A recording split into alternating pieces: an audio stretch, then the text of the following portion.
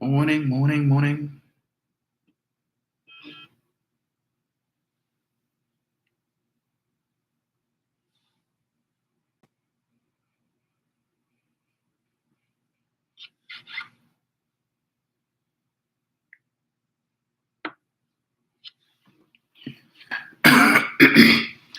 Morning, Roxanne. Sweeping time indeed. Thank you as always. So my brooms, Rukman Gangadin, morning, Rukman. Maria Gani, morning.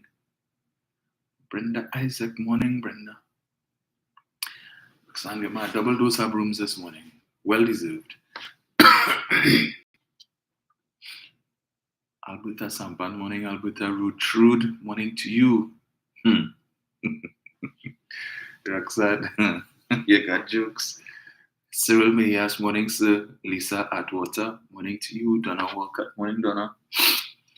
Gail Jack, morning. Arlene Lewis, morning to you. Althea, morning. Let's see.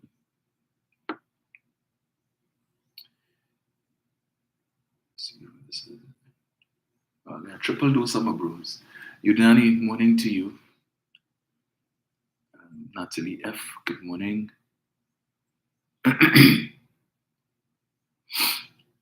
Deborah Duranty, morning. Deborah Phyllis, morning to you at Felix Hospitalis, morning, sir. Marilyn McAllister, morning, Marilyn. Michael, morning. Carol Boyce John, morning, Carol. Patti Kutu, good morning. See who's on Facebook.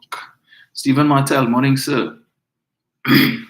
Morning, Carol. Carol Buku, Marilyn, Wanza Cloud, morning to you. Angla Kati, morning, Angla. Alison Samuel, morning, Alison. Morning, Marva. Sarah Richards, morning. Alison Boyce, morning, Alison. Laverne Brown, Rudolph Barnett, Diane Charles, morning, guys. Morning to all of you. Jenny Joseph, morning. Rosemary Headley, morning. Good show. Morning to you. Beverly Jones, morning, morning. Don Joseph, morning. John Edwards, David Taylor. Florence Bazi, morning to all of you guys. Anton Baptiste. Right, so I did say I would either come on this morning or tomorrow at 11, given that tomorrow is a holiday. But I was of two minds, but then, of course, after the results of last night's by-election, I decided, let's go with today. Merle Durant, morning, Merle. Ruth Fronten, Jennifer Ferron, morning, guys. Christopher Coffey, Atiba John, Mala Ramsarup, morning, morning. Discuss, morning. Shall congratulations all around. Of course, we have to. Who should we congratulate first? The West Indies cricket team, 4 out of 4. Yes, winning their group stage. Excellent performance on the part of the West Indies. And we wouldn't go so far as to say they turned the corner because it seems those words are a blight.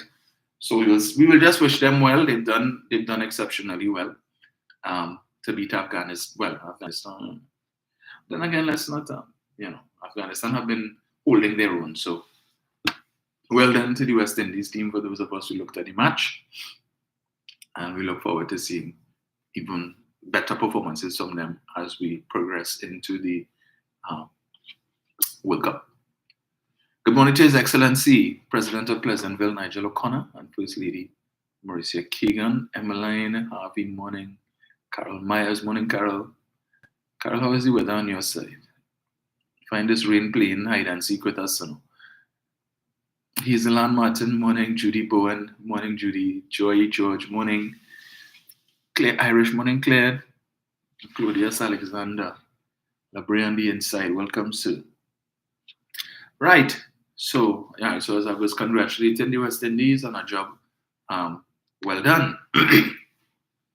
Morning, Jenny. So, of course, we had to deal with the blue elephant, the pink elephant, or should I say the red elephant in the room. Definitely not the yellow. So, yesterday's local government by-election, the supporters of the Yellow Party are eating up themselves. Right, whole time last night, they saw when you visited some of the UNC pages, in particular that of Kamla Prasad Bisesa, when she posted a video, well, several videos and photos, in fact. And it was very telling that she went to, before the votes were even counted, before the votes, the counting of the votes was even started, she was in the Quinam Mondiablo district, right? She went to the campaign office of that candidate rather than the candidate for Lengua Indian Walk, which to my mind, as I said, was very telling. It tells us what they thought the chances were, right? Because while, and what I found interesting is that if you looked at the Monday Night Forum meetings and the other campaign meetings that they were having for their internal elections recently, Prasad Bisesa was giving more endorsement and so on to the candidate for Lengua Indian Walk than she was for Quinam Mondiablo. So whenever she spoke about the upcoming by-elections and so on, that was the focus. So this Nicole Gopal, she's talking about Michelle Benjamin and great work that Nicole is doing and assisting Michelle Benjamin and so on in Maruga. But on the night of the election, you chose to go to Quinam Mondiablo, a seat that they won last year, August last year, handsomely last year, right? In fact, that by-election came about because the candidate, well, not the candidate, the councillor for that area passed away, and he was the chairman of the corporation, right? So that's to tell you how, well, if they want to put prominence on that seat. So the outcome was, I mean, even though we would have liked to win the seat, the outcome was almost a foregone conclusion because that is one of the UNC stronghold seats in that corporation. So it was always an uphill task for the PNM to win that seat, right? And I think the UNC knew that. So Kamla Prasad Bisesa going there was very strategic because she knew that the results more than likely was going to go that way, that they would win that seat, but Lengua Indian Walk was a stretch. I'm certain they would have been doing their groundwork and hearing on the ground what was happening, and Michelle Benjamin would have been giving them an idea and feedback, as well as the activists in Lengua Indian Walk as to what the mood on the ground is and what the likelihood of victory is. And I think they knew the writing was on the wall a long time. So they said, leader, don't come here, no. Don't come here, it ain't nothing to do. Don't waste your time. Go down so. If you want to save face, go to Quinam Mondiablo where we damn sure we're going to win. And yes, and you could make a victory lap early and then go in your bed. Right? And say you didn't know what the outcome of the other seat was. I don't know who they're trying to fool. So she went down there and it didn't escape her supporters, didn't escape them at all. In fact, when I first started monitoring her Facebook page to see what the results were, because I wasn't seeing people weren't posting anything in terms of results. And I said, well, if anything, if I go on Kamla page, I'm sure I could see something there because she's thirsty like that. She's desperate for an electoral victory because, she doesn't want to have another loss under her belt. So for sure. And so said, so done. Went to her Facebook page. She posted up some pictures when she arrived and videos when she arrived at the campaign office for that candidate. And and then she was waiting patiently. Then you see TV6, CNC3 posted up a video of an interview that they did with her, and she was saying, it appears that the candidate for Quinam Mondiablo may have won by a landslide, and we are so happy and whatnot and stuff. She's all smiles. But when you read the comments, her own supporters say, what are you rejoicing for? But there's a UNC safe seat. What's the big deal? So you went Quinam Mondiablo, so what happened to Lengua? And all they're asking, anybody had the results for Lengua Indian Walk? Now, we didn't have the results yet, right? She was just predicting a win. But everybody asking, so what's going on with Lengua Indian Walk? And that's it. So there was a video she posted up when she arrived. They had a big board, put up this big board, and to write down the results. And she walks up to the board and she looks at it. And at the bottom of the board, they have the total amount of votes cast in yesterday's election as compared to the total amount of votes that were cast in August last year. And there was an increase by, I think, some 300 and something votes, because I think it was just over 3,000 votes were cast. Let me see if I get it here just now. Give me 1 sec. Let me pull up that picture.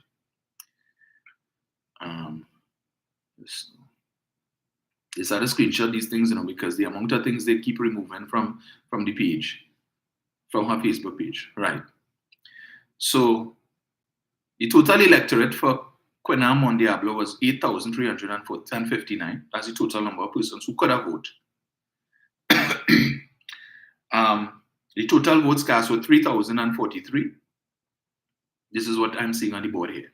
2023, 2,611. So she pointed out the fact that there's been an increase in the vote count, and she was happy. That video is no longer up. They take down that video, right? And for good reason. Because she was only too happy at that. Yes, we've increased the vote count. She was so happy, thinking that meant an improvement for the UNC, for her party. Until disappointment swept in. Yeah. So let me get this here. Now, when you compare these celebrations at that event as opposed to PNM in Moruga, Lengua Indian Walk, chalk and cheese, the UNC basically had a week in Lengua Indian Walk. The PNM had, for those of you who've seen the videos, and I'm sure most of you have, you would have swear it was a Juve morning in total contrast. But there's some of the comments that I was reading, again, and the post that she put up with the CNC3 video where she was doing the interview and so on, she take it down. Because here now she get wood. The UNC get wood in those comments from their supporters. Was licks, bois. Somebody here now, you would never believe the UNC just had an internal election a couple days ago, and the STAR team won, led by Kamla. You would never believe that. When you read in those comments, I am all shocked. I had to pick up my jaw off the ground. But as I said, they take down the video because they monitor and reading the comments and seeing the licks that they were getting for what happened in Lengua Indian Walk. So now we can't leave that up, boy. Pressure. Take it down. Thank goodness for screenshots. So let me read a couple of the comments. One person says, typical Kamla Prasad Bisesa runs to the safe seat to celebrate when a marginal that she lost ground in is being contested. Marginal win elections, Kamla, not safe seat. Another one says, Mr. Supersad, for more than 20 years, them truckmen locking off the main valve for water from Scotts Road downstream into Mondiablo. The corporation knew this for years, and this is the UNC corporation. It took a PNM government and a PNM minister quite recently to put a stop to that. Now people don't have to pay $3,000 a month for water from a truck. Them UNC love to talk about PNM voters, but all are worse and then no different, no? Mr. Brian Superstar. And the comment thread. Another one says, oh, so you're going to Princestown? This is Mr. Dudnat Ramuta, right? And those comments, especially the one about the water, got a lot of likes, right? Plenty likes. So all of that, they take it off. You can't handle that. You see all that likes celebrating. So in Lengua Indian Walk, it appears that the PNM got 2,083 votes. And the UNC, the last figure I saw was 1,372 votes. Now, that is excellent, given the fact that in August, less than a year ago, 2023, the actual local government election, both candidates got 1,428 votes each. And it's because of the tie that we had the by-election, right? And the one ballot that they were fighting for, and they didn't want a by-election and wanted to go to court and say the EBC out of place and the EBC breaking the law and that, all certain nonsense. And you see now why it is they were so hell-bent on not having a by-election. That's why. Because they knew if they had a by-election, they were going to get their tail cut. So they wanted to avoid that at all costs. That was too close. They couldn't believe that they had such an outcome. And now, subsequent, a by-election, not the actual election, a by-election. So the PNM vote count increased by over 600 votes. Yes, 600 and over 650 votes more the PNM got, while the UNC vote count went down. So the PNM realized an almost 33% increase in vote count or voter turnout for them in the by-election, as opposed to the UNC that realized a 5% vote decrease. The supporters weren't even motivated to come out. You tell yourself, well, we have it in the bag, man. And you came out with less votes, 50-something less votes than you got in August last year. To add insult to injury. So it wasn't bad enough that you lose. To make it worse, you lost votes. You performed worse in the by-election than you did in the actual election. And this is the people who are telling you the UNC is on an ascendancy. I wonder if they're talking popular vote this morning in Lingua Indian Walk. Because remember, that was the boast last year. We won the popular vote. The PNM only got 130,000 votes, and we got 179,000 votes.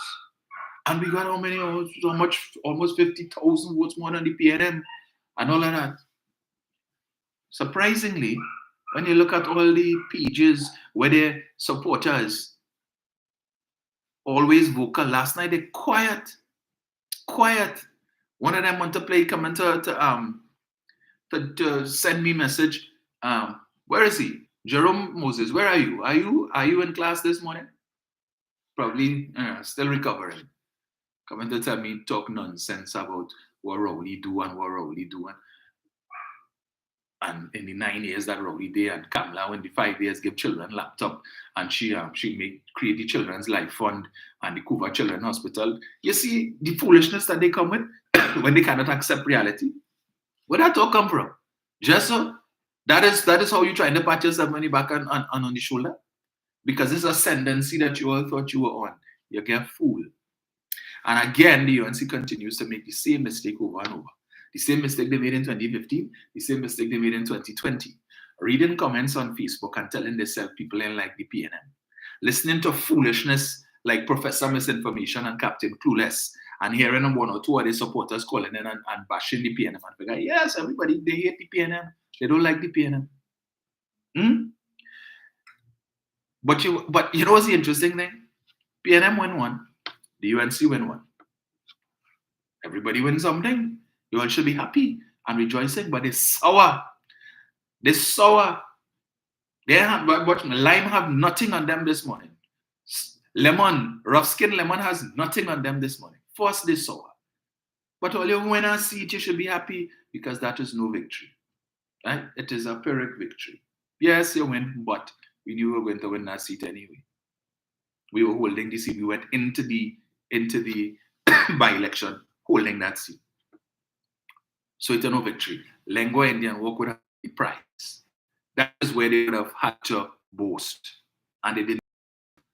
But to make it worse, in Quina Mon Diablo, while they won, the PNM in August last year got just over 300 votes in Quina Mon Diablo. Last night, the PNM got 927 votes in Quina Mon Diablo, probably the highest they ever get. So their vote count increased 200%, more than 200% voter increase for the PNM in Quina Mon Diablo, from just over 300 to 900 and something votes. Right? So you win, but you're still sour because you can't even boast. I mean, that increase in a UNC stronghold seat, a UNC safe seat that only carried comfortably last year, 300 votes or whatever amount. You all got to know the PNM went from just over 300 to over 900 votes in Quina Mon Diablo. At that time when you say the economy is in shambles and Rowley mash up the economy and the economy in a mess and crime and all of that, and this government incompetent and the Auditor General and where the $3 billion gone and money missing and all of that, and yet still the PNM was able to increase their vote count in a UNC safe seat, in a UNC constituency, by over 200% in a by-election. They didn't have enough beer, enough punching, enough bleach last night for them. Some of them waking up this morning who probably said, nah, I can't take that now. Well, I'm going to go in my bed. I'm going to go in my bed. So when they wake up this morning, it's headache. So I just waited for the queue in the comments when those who weren't aware about because a lot of them last night after late to ask them, what's the result in Lengua? What's going on in Indian work? Well, when they hear this morning, you will see them come out. We will hear how much Balize juice PNM supporters drinking. How we only vote based on race. And how many bananas we probably going and give us to eat. And all that choppy talk. You will hear them. How we guns in PNM. And oh boy, brace all yourself. It coming. It started last night, but it coming. For sure, as night follow day, it coming. What do you do? It is what it is. So all of this, we have the UNC has the PNM on the back foot. We have them against the ropes. Really? Really? Who had who against the rope last night? Even though the PNM lost in Guinea on Diablo, they still had a victory.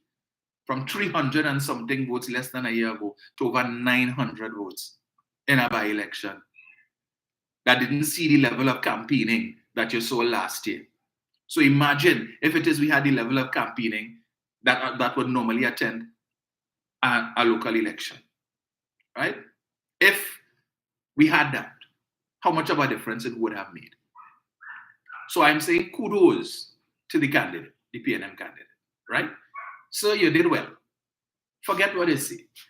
You were able to increase the vote count 200%. That is an accomplishment in and of itself. And I was looking at CNC3 last night and they were doing some interviews with persons. And I think what also benefited or helped the PNM as well was the young voters who came out. I saw they did an interview with a young man, he's 18 years old. And he said, Granny tell him, as soon as you turn 18, you have to go and vote. Granny make sure she tell him where to put the X. She make sure and she tell him that there was another family and they spoke about, you could tell who they voted for. Congratulations to them. But you know what was significant about that Quinam Diablo seat? That aside from the fact, and let me tell you, even though we did not win the seat, we win the seat in a sense. Because they like to say PNM people as vote race. And we don't like to support persons of East Indian descent. Well, the candidate is an East Indian man, right? An East Indian man. And he was able to get over 900 votes. So let me see and let me hear how the Foley Dons going to explain that. Since all they want to come and talk, so the next time you all see them post up a comment about how we vote in race and we only vote race, explain that to me. It was an East Indian man in Quinam Diablo, and he was able to get over 900 votes from the PNM. Increased vote count significantly. So we vote race there too. Everybody had on the wrong glasses. So when they went to vote, they saw an African man. Because otherwise, I can't understand how you all could continue to push that stupid narrative that PNM supporters does only vote race and like to vote race. Really?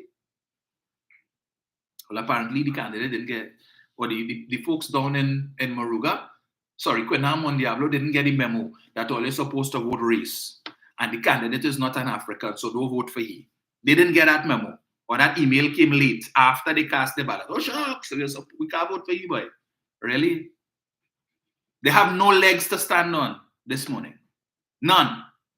So what happened in Quinam Diablo? We now could use that. So anytime they come with a stupid talk about PNM supporters is only vote race and vote race.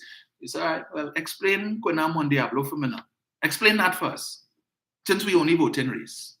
From 300 to over 900. Explain that.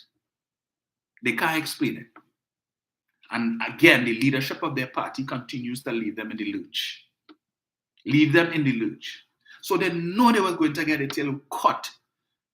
And kudos to the PNM supporters in Lengua Indian Walk. You all understood the assignment and came out, right? because I didn't get to see the meeting on Saturday night because I was at an event, dining with the Saints.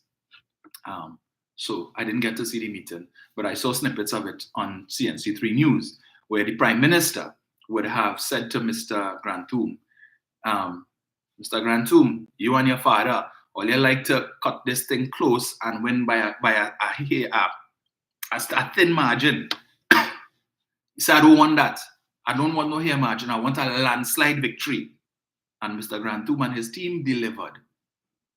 Right? The Prime Minister gave instructions and they delivered. They understood the assignment. I wonder if they want to call for a recount this morning. Call for it now, please. Call for a recount. Yeah. Let's see how many more votes you all could get. At least to fix or to make up the deficit, the reduction in your votes from 1428 to 1372. Fix that now. Fix that.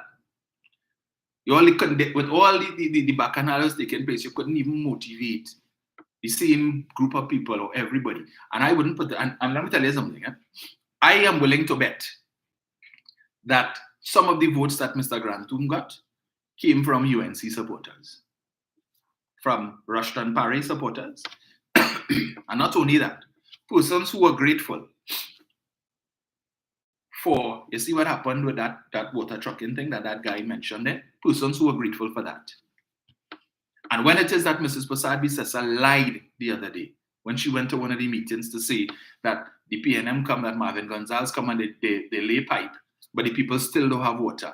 The fact that some UNC supporters took it upon themselves to make videos and send to CNC3, indicating that the leader of the opposition was being dishonest, and went so far as to take videos showing where they have water in their lines, right? They didn't have to do that. Nobody forced them to do that. They weren't paid to do that. But when they heard the reporting of what Mrs. Prasad-Bissessar was doing, going down in the people's community to tell them, so I have water in my pipe, but you come to tell me I'm not getting water. You come in to tell me to bad talk the PNM, right? I may not be a PNM supporter, but to come and tell me that I'm still not getting water in my pipe when I know for a fact I am getting water. That the minister came, okay, they ain't supporting PNM, but at the end of the day, politics aside, the people want what they want. They want water. After years of having to pay hundreds of dollars every week, as this man mentioned, thousands of dollars every month to get a supply of water from the trucks. After years of having to go through that, with their cries falling on their face when even the party that they support was in office and did nothing to fix the problem. The fact that for years this problem continued, right? Unchecked. And you're under a corporation that is controlled by the party that they support. And it took one visit from the minister, the PNM Minister of Public Utilities, and he made them a promise. In 30 days' time, you will have water flowing in your pipe on a regular basis. He delivered in 21 days. 21 days, right? They love to say PNM means promises never materialize. Well, that is one promise that more than materialized. In less time than the minister told them. He said 30 days, they got it in 21. So politics aside, they're grateful for that because they know at least 2 or 3 times a week when they open the pipe, there's water. For years, when they open the pipe, all they hear is air. But thanks to Marvin Gonzalez, the PNM minister, as the guy say, took a PNM minister and a PNM government to come and fix a problem that in a UNC stronghold, with a UNC corporation under UNC control. That the minister came and he made the promise. So they're grateful that they have water in their pipe because guess what? Their lives have now been made better. It is improved. And when it comes to the vote, at the end of the day, these are human beings first. Don't come and piss in my face and tell me it's rain. Because I know you're lying. You're lying to me. You come in to tell me that the reality that I'm living is not a reality. That I'm living some kind of fantasy. When I know I just left home to come to this meeting and water busting my pipe, all my tanks filled, and you come in to lie? No. So it seems there are still a few people in the UNC who have a modicum of integrity and who are not about party before country. Right? They are grateful to the minister for what he did. Yes, he's PNM and they don't support PNM, but at the end of the day, performance beat all talk. The man came and he made a promise to us. He didn't have to come. He came in person, heard their cries, and indicated to them, this will stop. No more of that. Right? As citizens, you all are entitled, and he made it happen. And now they are happy that they're getting a regular supply of water. But they boasted when Kamla left office, 61% of the population had a 24/7 supply, and now it's only 16%. Talking that rubbish. So your own supporters expose you as a damn blasted liar. All of that would have contributed because they realize you're dishonest. And not everybody is about dishonesty. Not everybody is an upholder of dishonesty, as unfortunately a large portion of the UNC membership. And the leadership too will prop up that foolishness. Because I'm sure there would have been members of the executive of the UNC who were in that meeting and heard Prasad Bisesa say that and clapping when they know it is not true. Not true. So all the claims they will make now, see they're talking about, oh, the PNM give out hamper and they give out this and they give out a whole set of stuff. They give housing grants and all kind of thing. Well, okay. Wasn't it Prasad Bisesa who said, take it? Take the housing grant. Take the hamper. Take whatever it is they give all you and then put your ex next to the rising sun. That's what she said. So they took it. But they only took half the advice. They didn't cast the ballot for the rising sun. So how are they going to explain that? I waited to see if the Doglaya going to do a doubles and coffee this morning. Might probably take a day or two to rest.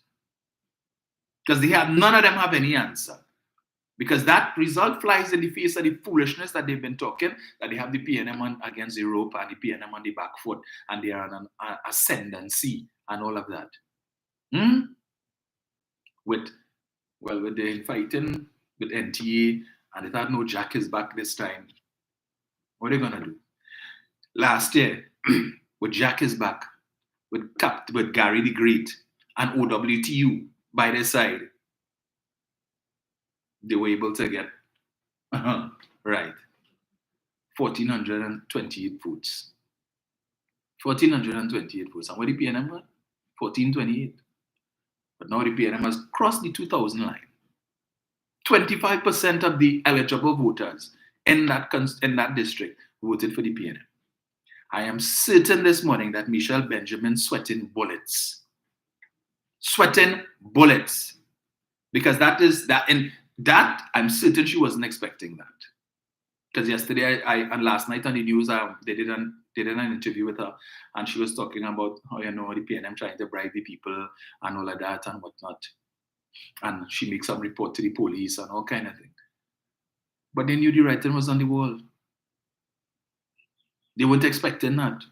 So we went from a 1 vote difference, a tie, to a convincing quotas. Had no answer for that. Right? Call for a recount now. So I saw Garth Christopher, who was a strong UNC activist, man, he bleeding Kamla whole night. Blaming her for the loss in Lengua Indian Walk and for that outcome. And Michelle Benjamin, as he would have pointed out, in 2020, carried the Moruga seat by 574 votes. 574 votes. And here it is that the PNM was able to pick up over 600 additional votes in less than a year. And that's what I kept telling them. In 2019, for the local election, the PNM got 160,000 votes. The UNC got 202,000 votes. But they're telling you, based on the results of the last local election, that means that they're on the road to victory and 2025 is theirs. But in 2019, the same popular vote you all won, and 8 months later, the PNM came back in the general election and went from 160,000 votes 8 months before in the local election to 322,000 votes in the general election. An over 100% increase in the votes. But they don't learn. I want it to stay so, right? Continue. Make no changes whatsoever. Continue the foolishness. I want them to continue to put up their memes about PNM supporters, how much bananas all they want. And put up pictures with ape and gorillas and say that is Dr. Rowley. Continue to do that.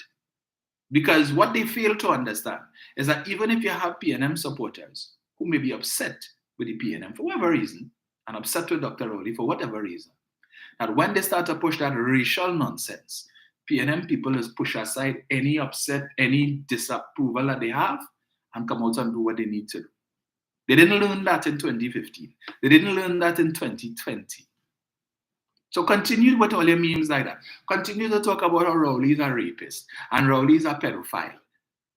I want to give kudos to the Prime Minister as well, because he did something on Saturday, again, based on videos that I've seen, that I think also contributed to the turnout.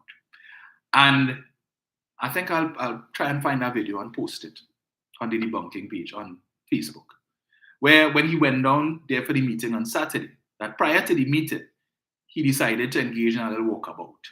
So in the videos, you see him, they had a football match. He came and he gave out the trophy, he gave out the cash prizes and so on. He met with the young people in the area, he talked to them, he walked about the area, meet with the people. I saw a video, he went into, I think it's a hair salon, or I don't know if it was somebody's home, but you see a young lady is braiding another young lady's hair, and he go and he talking to her and thing, pat her on the shoulder, they'll chat. And it showed a different side of Dr. Rowley, the side that most people don't see often, right? Because what the media exposes us to with respect to Dr. Rowley is this rough and gruff side, that when he has to be prime ministerial. So we see in the parliament, when he makes his contributions and he has to rebuke the nonsense that the opposition says, as he did on Friday and he had to do before. So they like to focus on that and create this picture that Rowley is this big bad beast, that he's a raging bull, and he always buffing up everybody. So if he have a press conference and the media asking nonsensical questions, so he comes with certain issues that he feels he must vent on. Watch him. All he does do is buff up people. You're only spending taxpayers' money and flying all over the country. This is the narrative that they push, that causes people to, some people, to have this hatred for Dr. Rowley. But when it is that he did what he did on Saturday, and he went down there, and he showed the more humane side that very few people get to see unless the PNM has an event and you're invited to come. That social side of Dr. Rowley, where you could go and approach him and talk, laugh, and as I said, it's unfortunate we don't get to see that side of him enough. And that way, then they would realize, well, wait, but the man is so bad. You see how the media is paying the man, how the UNC is paying the man. He's not like that. Yes, he could be very serious at times when it calls for that, but there is also that softer side, that gentler side, that more fatherly side, which, as I said, is not seen enough. And so therefore, I would want to strongly advise Dr. Rowley that he do things like that more often. And don't just wait until you have an election. Just do it randomly, right? Just decide you're going to a constituency, and because they like to say, oh, you don't walk when you have a general election, you don't walk, you just take it for granted that people will vote for you. So just do it. Just do it and let people meet you and meet that side of Keith Rowley. Because you know what would have happened on Saturday? People would have gone and said, boy, I went and the Prime Minister, I talked to the Prime Minister, and the man real cool. Or think they say, man, and how this and the man real cool, the man talked to me real good. Man had to be real nice. Word of mouth. Word of mouth. So when they're lining by the bar or wherever it is, and that talk come up, and they realize, serious boy, but telling you, the man talk to me real good, the man shake my hand, saying whatever, I see playing with the children. These are the little things that needs to be done, right? To win over the support of the people. Show them that this side, this monster that the media has created and that the opposition has created is a fallacy. There's nothing wrong with a firm hand. Sometimes you need that. And maybe if we had more firm hands like that in a lot of households, we wouldn't have the crime situation that we're facing now. Right? So, Doc, you need to do a little more of that. I know that people listening will probably speak to him and like, yeah, he needs to do that a little more often. And not only when it's elections, but congratulations. I said, I'll post that video because it's something we're taking. Let's see. So it's something that is worth looking into, right? So again, congratulations. Lot of disappointment in the UNC camp this morning, notwithstanding the fact that they win a seat. But it really wasn't a win. It was just okay, par for the course. But the main prize that they wanted, the PNM took it and took it handsomely, took it in the best way that they could have. Yeah? So we wait with bated breath, but the PNM must now build on that momentum, especially in Maruga. Congratulations also to Paula Gopiskun for the tremendous work that she's doing in Maruga. I don't know if she's the caretaker for that seat, but she's doing excellent work in terms of rallying the troops down there. I even saw some talk about persons who were suggesting that perhaps Pastor Grantum should be the PNM's candidate for the Maruga seat come 2025. I don't know if he has such aspirations, but if he does, he has about a year to prove himself as a representative on the local government front. And we'll see where it goes someday, right? But there is definitely a momentum in Maruga, and we cannot rest on our laurels. The party now has to build on that. And not just there, no. In that seat, Quinam Mondiablo, where you were able to convince over 600 more people to come out as opposed to last year, there is a momentum building there as well. And let us not sleep on it. Let us not take it for granted, even if it is that we cannot win the seat in the general election. And nothing is out of the realm of possibility. Yeah? But we need to build on that to ensure that come the next local election, that if we cement our support in that particular district and we could build on that, maybe we could take the seat next time. It's a possibility, because for damn sure, when the UNC loses the election next year, their supporters will be so demoralized. They won't even care to vote. They say, what's the point? We're going out and vote. We vote in 2015, we lost. Local election 2016, we lost. Local election 2019, we lost. 2023, we lost. So what's the point? And then 2025, we lost under the same leader. What is the point of voting? That make no sense, because your outcome's still going to be the same whether we vote or we don't vote.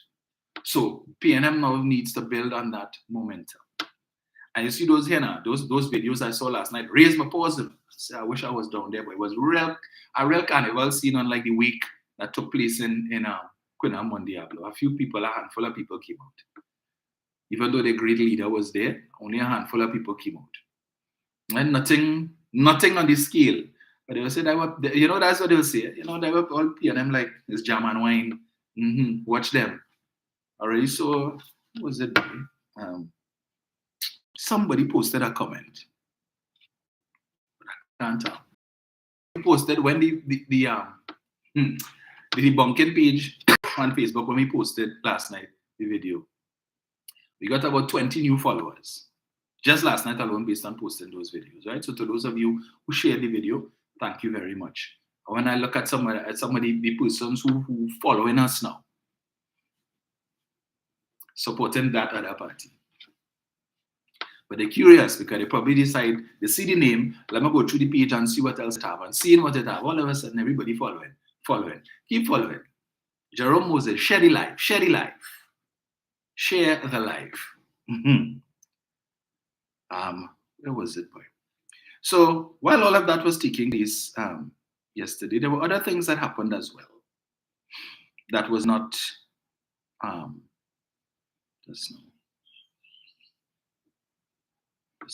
right. Let me get it here. So Dr. Oli posted yesterday, or was posted on Dr. Oli's Facebook page yesterday, that he would have hosted a delegation of businessmen from India. And it reads, Prime Minister Dr. the Honorable Keith Rowley met with Mr. Naveen Jindal, Chairman of Jindal Steel and Power Limited, at the Diplomatic Center today, Monday, 17 June 2024. Jindal Steel and Power is one of India's leading business houses with a substantial presence in steel, mining, power, and infrastructure. Chairman Jindal's visit today is a result of Prime Minister Rowley's recent trip to India, where he met with several business leaders and invited them to explore investment opportunities in Trinidad and Tobago. Mr. Jindal is interested in the potential of the Petrotrin refinery, and this subject formed part of the discussions at today's meetings. Another delegation of Indian businessmen is expected to arrive in Trinidad next week. several government ministers were present at today's meeting. So while they were saying Rowley went India and all he come back with was the cricket academy, and he gave away the land, that the pension they go land to the Indian businessman. Here we see that following on as Dr. Rowley indicated, that he would have met in that short visit in India with a number of power brokers in India. And so no less a person than the chairman, understand, the chairman of Jindal Steel and Power Limited. He didn't send his CEO, he didn't send the vice chairman or the deputy chairman, he didn't send some low-level functionary. Mr. Jindal came himself to meet with Dr. Rowley, which tells you how serious he is. When it is the head of the company, El Capo de Tutti Capi, could come himself to meet with the Prime Minister, it tells you this ain't no joke. This ain't no fly-by-night thing. He is serious that he took time out from his busy schedule to board a plane and fly how many hours from India to come to Trinidad and Tobago to meet with the Prime Minister. You know, they're happy about that. Oh, Rowley, watch him. All he want to do is to sell out the assets. Then it's better he tell you, he make the man an offer and tell him buy the whole of Trinidad, because that's all they got to do. This wicked, nasty PNM. All they want to do is to sell out everything, all the country assets. They selling out, they sell the pitch lake to China, and now they want to sell the refinery to this Indian businessman, and this and that and whatnot. And that's all the PNM could do. You would think that something like this, the refinery has been shut for almost 6 years. For almost 6 years. It is not now the government has indicated that they're looking for a buyer. Even at the point, even before the refinery was shut down, they indicated what was what, that it would be put up for sale or lease. So if there's anybody out there who's interested, come forward. We know the history with patriotic energies and that didn't work out and so on.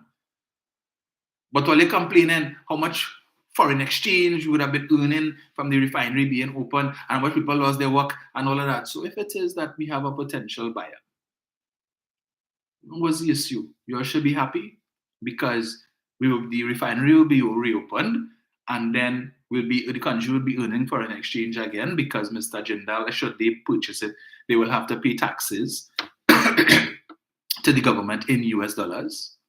And the people who are working in the refinery, for some of them, I suppose, job opportunities would be created.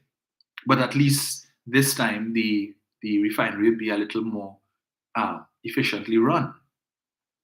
It would add to GDP and all of these things. And then you all claim that if it is the refinery up and running, that it would be fuel would be cheaper, even though that don't make no sense. But that is their logic. And you should be very happy about that. But they're not. They're cussing the government, cussing the Prime Minister. You know why? Because they're saying, and hear the foolishness in it. So he's selling out the whole country to India. But until they say Dr. Rowley is a racist, and you all say he don't like persons of East Indian descent, that you're oppressing East Indians. But yet still, Prasad Bisesa went to India, she spent over $15 million. And all the people who she met with, and she met with this one and that one, she carried a whole contingent of businessmen to establish links with India. And what we get? Nothing. Anybody could point me to where I could find an article showing Mrs. Prasad Bisesa meeting with a delegation of Indian businessmen as a result of her $15 million trip to India, courtesy taxpayers, as a result of her having to pull a whole Caribbean Airlines jumbo jet out of service so that she could arrive in India in style, like if she is some big jefe. Dr. Rowley didn't do that. He went commercial. He said, book a few of the business class seats there for me, and he sat down on the plane like everybody else.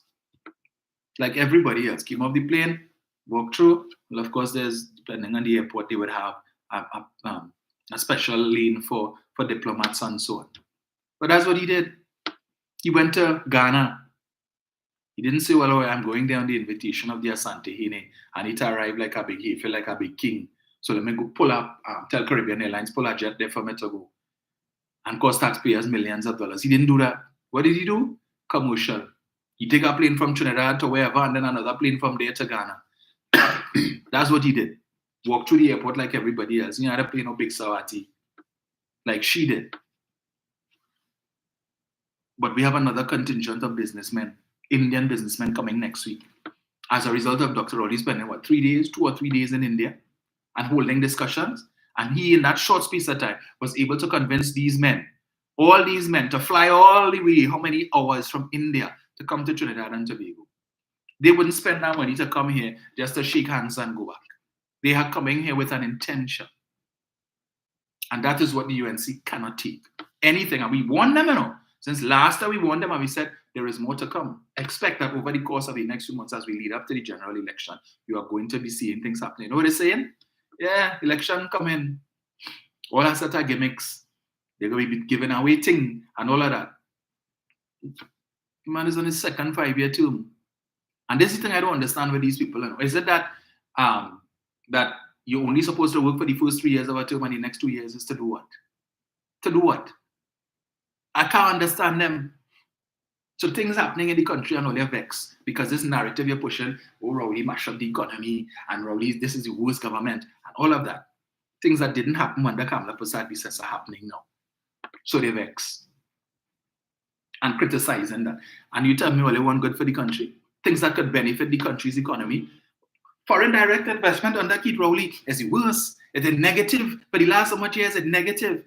Now we're looking to get positive foreign direct investment and all their vex. You are criticizing that. And your citizens of Trinidad and Tobago and want to tell PNM supporters we drinking Balize juice and that we stupid and we dotish. Who really dotish? Who's really the cult? But again, they need to hold faster party before country. So even when good things are happening in the country that could boost the country's stocks, diversification and all of these different things, all they're seeing is, we could lose the 2025 election and the PNM would be in power for another 5 years. That to them, as far as they're concerned, that has more weight than positivity taking place in the country. Things that could benefit them.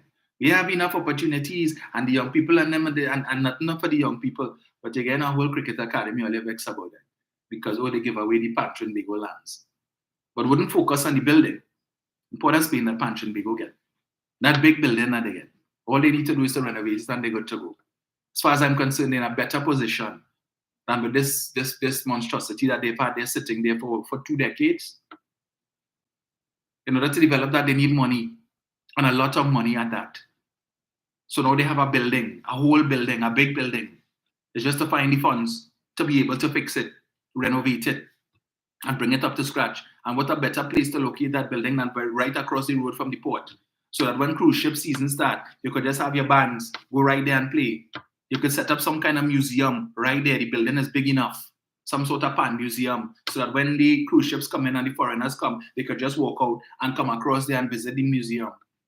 But them are saying that, No. Rowley take away the land from the African Pantrin Bigo and the PNM supposed to be a black party. And watch how we treating the black people. And who pushing that chop it up? The likes of Anil Roberts, Senator, an embarrassment and a disgrace to the Parliament of Trinidad and Tobago. Well, who voiced that on all there? It's Kamla. And wants to bring him back as your next Minister of Sport. And that making sense to you all? Really? So the first dose of him that you get wasn't enough. You need a second one to make sure that thing good. That wasn't all that happened yesterday in terms of foreign visitors. Let's go again. Delegation from Ghana's National Petroleum Authority visits NGC, and this is 19 hours ago.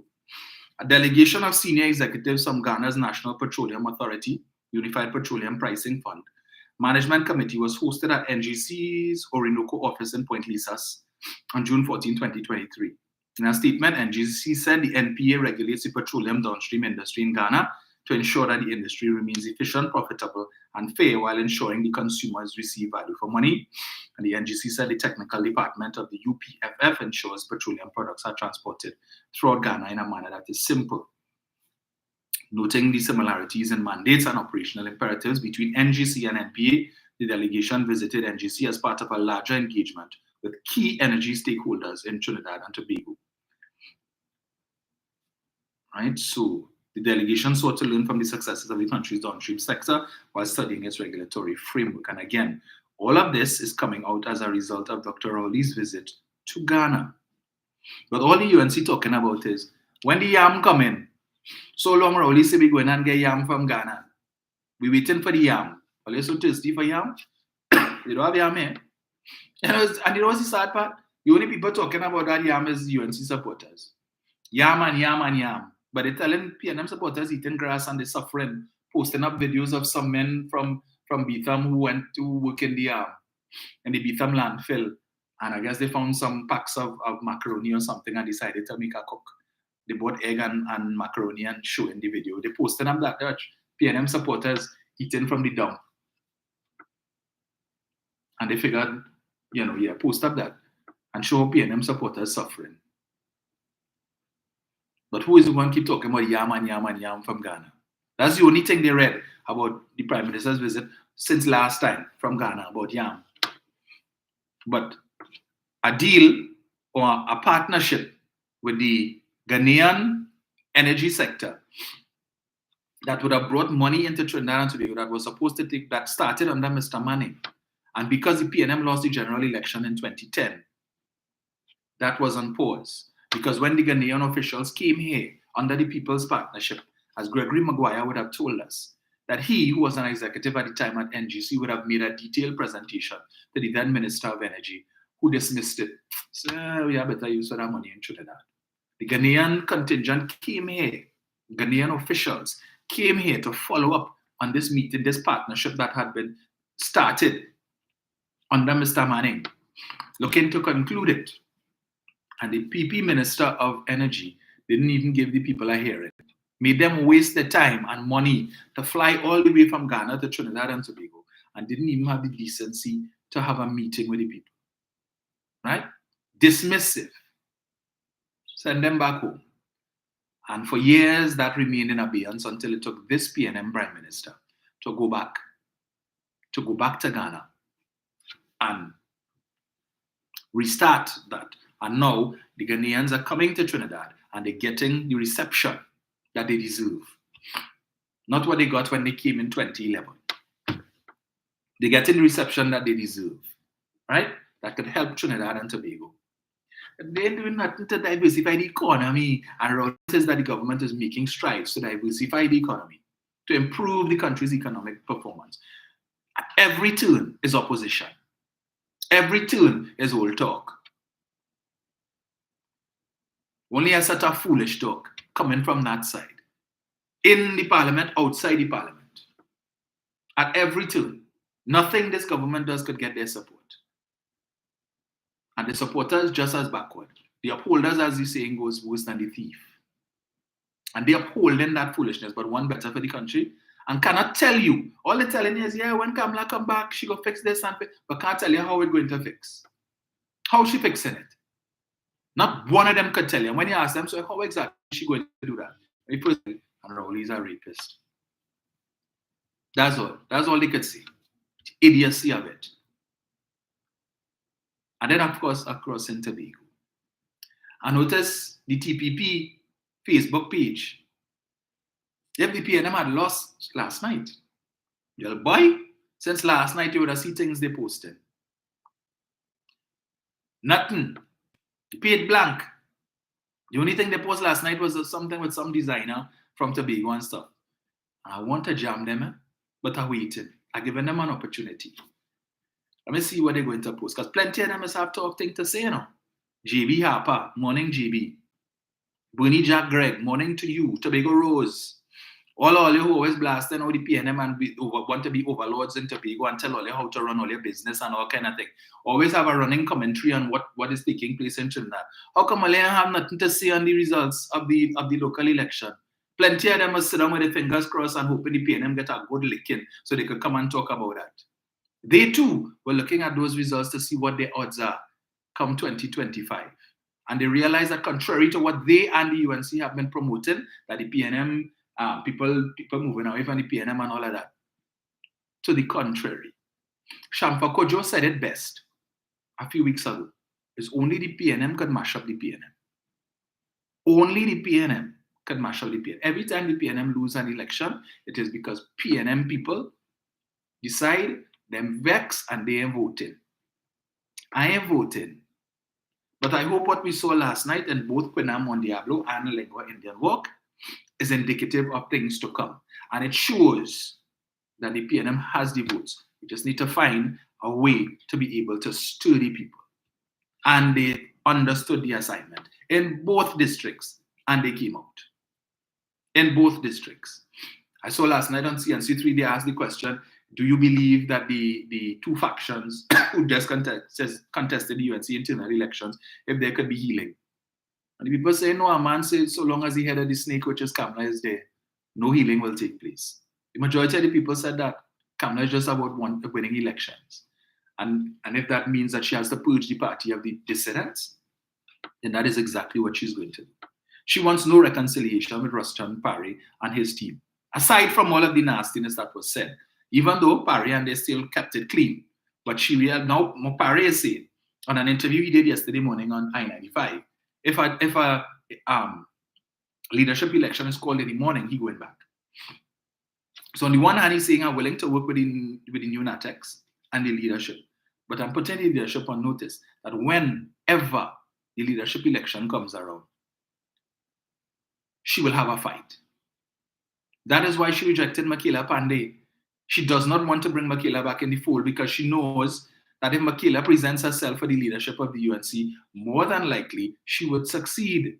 So the best thing she could do is to keep Makila at bay. And if it is that you have Rushton Parry saying what it is that he's saying, that he intends to contest the leadership whenever it happens, it means he is not prepared to give her complete fealty like the rest of them and obeisance like the rest of them, who's singing for the supper and they know that their political lives are tied to Kamla, and once she gone, that's it. So they're hoping for at least one more 5-year term so they could thief as much as they could thief, so that when she is replaced as leader, whoever comes, who sees these folks as baggage and gets rid of them, at least they have money in their pocket they could survive when their political career comes to an end. So right now they have to open a whole section of the political cemetery and reserve it for the UNC. Plenty of them. They need to go and understand the strategy. Why it is they call the internal election 2 days before the by-election. They did that because Prasad Bisesa knew the possibility existed. Contrary to what they keep saying, oh, they're doing so well and the party doing so well and all of that, and they have the PNM on the back foot and on the ropes. She knew that a curtail was possible in not just one, but both districts, based on what they were doing on the ground and what they were hearing. Right? So she called the election before because she knew if she risked the chance or the possibility of calling it after the local election and the by-election, and the results didn't go in her favor, she knew her cuckoo cook, right? Because it's about a lot of disappointed persons who are saying, and next loss, Kamla, another one. The PNM made inroads in Quina Mon Diablo, and they put a good licking on the UNC in Lengua Indian Walk. A convincing curtail and make inroads. Over 600 additional votes in Quina Mon Diablo. How that happened? They're still trying to wrap their head around that scratch, but how that happened, boy? Oh, we didn't see that. Plenty of them vex. And if it is that internal election was after, you know what was going to happen. Parry and them would get plenty more votes. So they were strategic, they're smart. They said, leader, we can't take that chance, you know. Can't take that chance. Because if we lose them 2 seats, you know what happening then? More people realize you're a serial loser. They ain't keeping faith with you. So she's smart. But next year is the leadership election. So they're hoping and praying that something happen, something bad happen, that the PNM make some missteps that they could pounce on. But are waiting for August. Because as Minister Imbert has indicated, that the Auditor General's report, the amended report, showing the correct figures, are due no later than the end of August. So all who talking nonsense now, and that's what they will be coming with to distract. Where the 3.3 billion gone, and Imbert can account for 3.3 billion, and the 45 billion that they borrow, where that money gone? All that dotish talk. That when the Auditor General's report comes out in August, I want to see what they will do then, what song they will sing then. So Dr. Rowley and your team continue to do what it is that you all are doing, right? Continue to do what it is that you're doing. Show Farley how it's done. That when you spend taxpayers' money on your travel, that you need to come back with something substantive. Right? Not just to go and travel and say, well, we went and we met with persons and we did so and we did this and we did that. $20 million spent on travel in the last 2.5 years. Farley, Tashia, Trevor and the rest of them. Terrence Bean and all of them. Traveling business class. Right? Taxpayers' money. But coming to tell you, the $50 million that they get for development is not enough. And the government spend more money to upgrade the zoo. And all they get is 50 million. And that's enough. Well, show us what you did with what you've had. What you got for the last 2.5 years. Show us what you did of substance so that we can say, yes, you deserve more than the 50 million. They can't. They cannot. I see they're supposed to be launching the Tobago Carnival later on this week. And who you're depending on to come and make it a success? Last year they tell us $300 million in tourist spend for the Tobago Carnival. Where that 300 million went? Where it went? Who benefited? If you tell me $300 million in tourist spend, where these tourists came from? Take out the Trinidad contingent. You had so many tourists from other countries that came here. 300 million in tourist spend. But we're supposed to be seeing a few Tobago millionaires. Where are they? Where did that 300 million in tourist spend go? I'd love to see it. But you see, you could just throw figures out there and call that judge and then what? And then you have the minions. The propaganda campaign. Right? The propaganda mill. Coming out to talk all kind of nonsense. So all the travels that Farley do, went Germany, went to the UK, went Jamaica, all these places that they go in, the Bahamas and so on. I want to ask them, where are the pictures with the contingents, the business contingents from all these countries coming to Tobago to invest? Where are they? What are we waiting on? The other day, Farley went by Massa House in England. He had dinner with the House of Lords, right? Put on scissors tail, penguin suit as they call it, and he was the feature speaker. What came out of that? How did Tobago benefit from that? How? JB Harper? Tobago Rose? How did Tobago benefit from that? How did Trinidad and Tobago benefit from that visit? The Farley went and gave a speech. The money that Watson Duke spent to go to Dubai and here they at 12 o'clock in the night, he up doing live to tell you about the customer service in the hotel in Dubai, that he ordered a chicken pizza at 12 o'clock in the night. And you could do that in the hotel here. At 12 in the night, you could order a pizza and you could get it with excellent service, but you can't do that in Tobago. So you're going all the way to Dubai to talk Tobago service. What have you all done to improve that? Fighting down an increase in room stock, while Dr. Rowley working hard to bring new hotels to Tobago, to increase the room stock so that you all can have more tourists, not just domestic tourism. And all you're fighting down that all kind of shopping talk. Dr. Rowley has shown you all how it's done, that when you travel, make it count. So we have business contingents from Ghana and business contingents from India coming here in record time. 12 years plus Kamla went to India. We're still waiting for all the businessmen she spoke to and all the businessmen that she carried for us to see some outcome from that. We're still waiting 12 years later. But they tell you put her back for another 5 years. And that making sense. Donkey logic, UNC style. 7701763.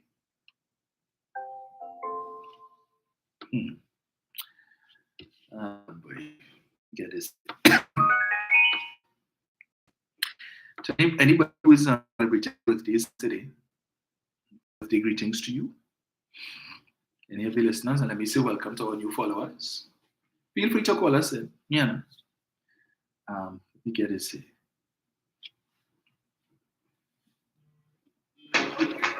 Let me see. I'm seeing a Winston Bachelor on YouTube saying, looking at the PNM government is like watching a Bug Bunny cartoon.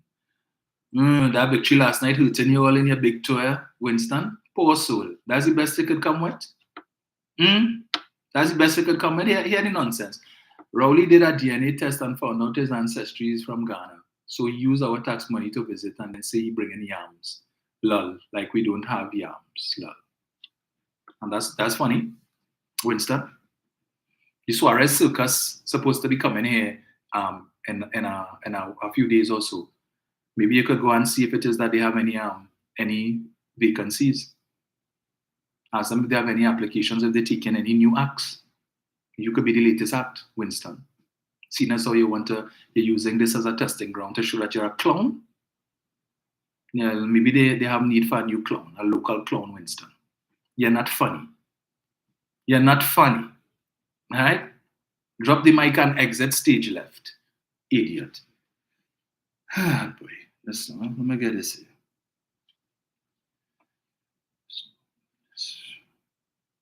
Who is this? Jenny. Hello. Hi, morning, W. Hey, Jen, morning.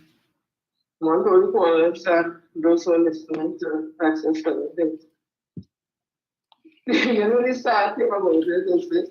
And you know what? As always feel, when I say enemy, I mean political.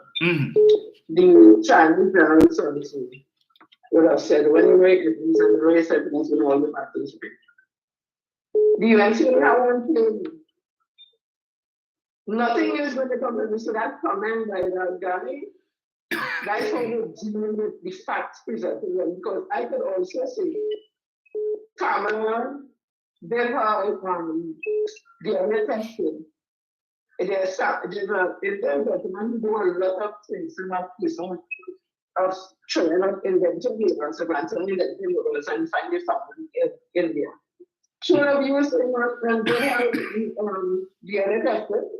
And use 12 million in Trinidad and Tobago taxpayers dollars to how much the family we have. So when he's talking about Ghana, that's like, our ancestors came from Ghana, our ancestors came from Nigeria. So what is the big deal? So if he's tracing his family, what is the problem? Then Kamla trade and use $12 million of taxpayers' money. Anyway, so good. They will find all kinds of different excuses because denial is a psychological tool that people are using when they don't want to accept responsibility for their action. So the way they went yesterday, and again, congratulations to the pastor, and Mr. Otley, I think that is, and his team, or his doctors, and also to the Mr. Nala from Kinan. Which is the probably associate that you all have done too. And you're very correct.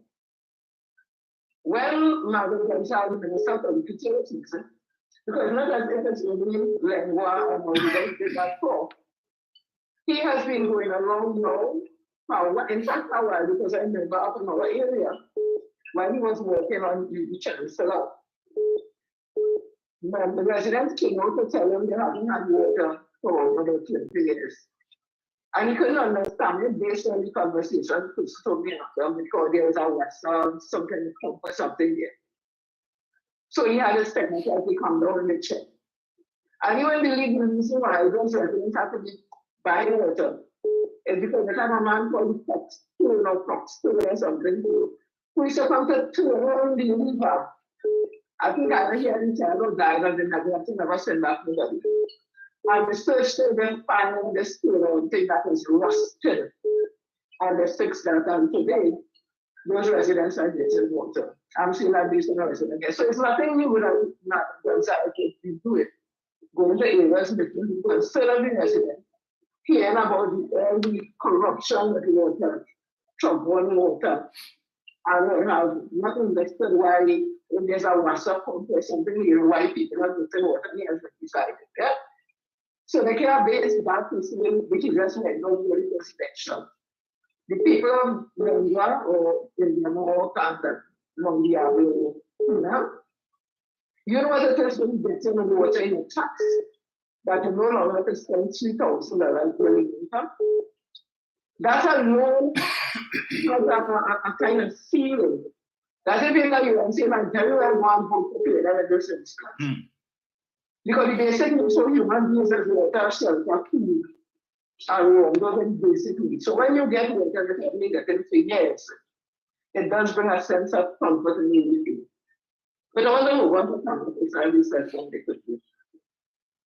Kamla Prasad has found herself in a position that she had Mr. Panty, soul.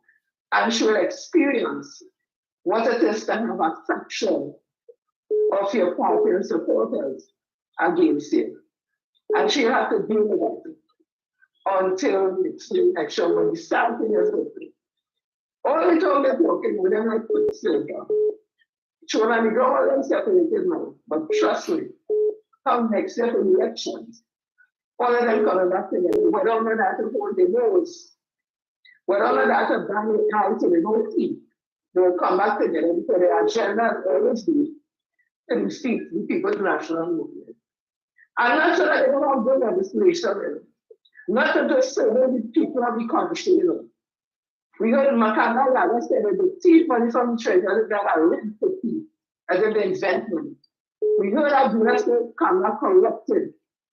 He told her about corruption because she wanted to do meeting, so she corrupted. And because we say, from one in here, she's an ungrateful. We heard Jack Warner say that the legacy of the UNC was one of corruption. We hear all that they're not on the program or in the side from principle. You go say, well, what next year will stay when they come down to the club. And again, the parent can't afford to go out. We have to take this win, enjoy it and enjoy the moment, but get back to doing your hard work. Don't let this win be no complete service. This is good, you enjoy it, you had a good time, the work has started from this morning again to do what has to be done to make so that there's a ransom of victory for the People's National Movement for 2025. That we end up with a majority in the parliament. So that when we have lost the person, interest of children for the second president for people. You don't have to wait on the opposition. And have to wait on nothing. You'll be able to pass it and choose it happen that has to be done for you. But if you have a blessing, everybody have a blessing. Thank you, Jen.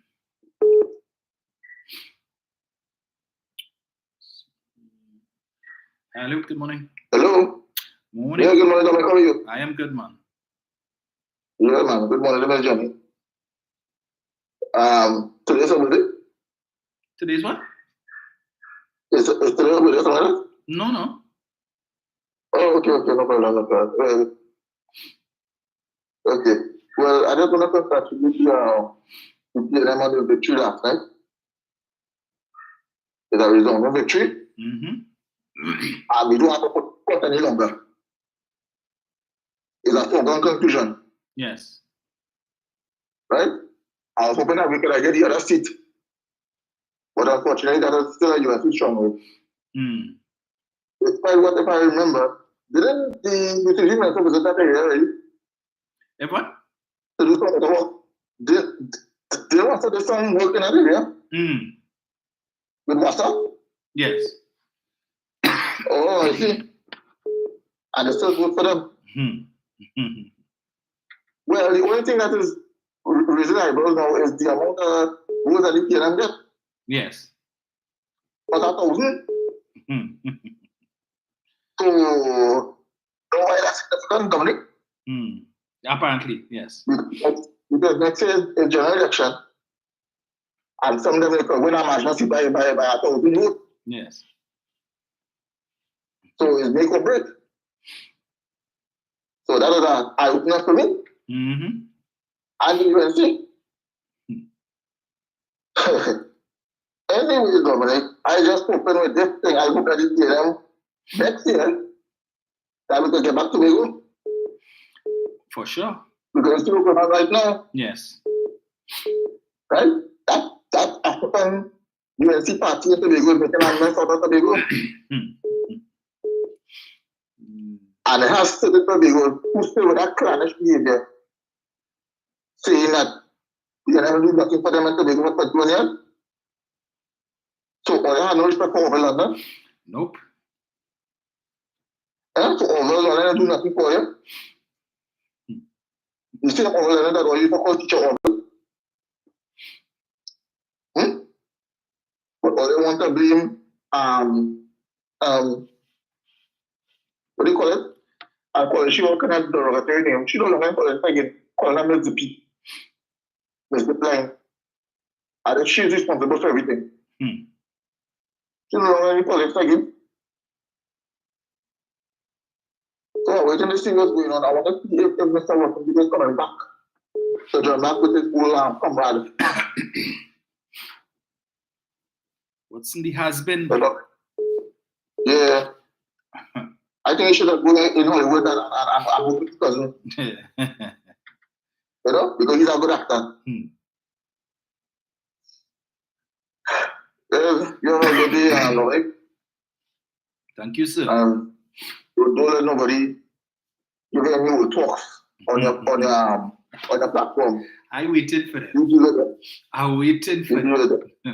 I still think I don't know what's the GT here. Yes. Yeah. Have a good day. You too. Yes, no, let me just play this quickly for you. Hello, Eric, give me 1 sec. Intend to set up a party school. Shanta Sipasad, the post of education officer, says the nation's children should not be brainwashed into thinking it is PNM country. Our children should not grow up knowing Eric Williams as this country's father, but rather Mr. Bastille Pandey as the champion of the people. Well, here, Ashapenis. Man. Eric, go ahead. Yes, my brother. Good morning to you. Good morning to all the listeners and viewers of this shortened, or should I say, the abridged version of Facts of One Thing. This is not abridged at all. Right. Let me take this opportunity to congratulate the new councillor for the Lengua Indian Walk District, Mr. Otley Grantham, and his remarkable success in the by-election yesterday, right? And Mr.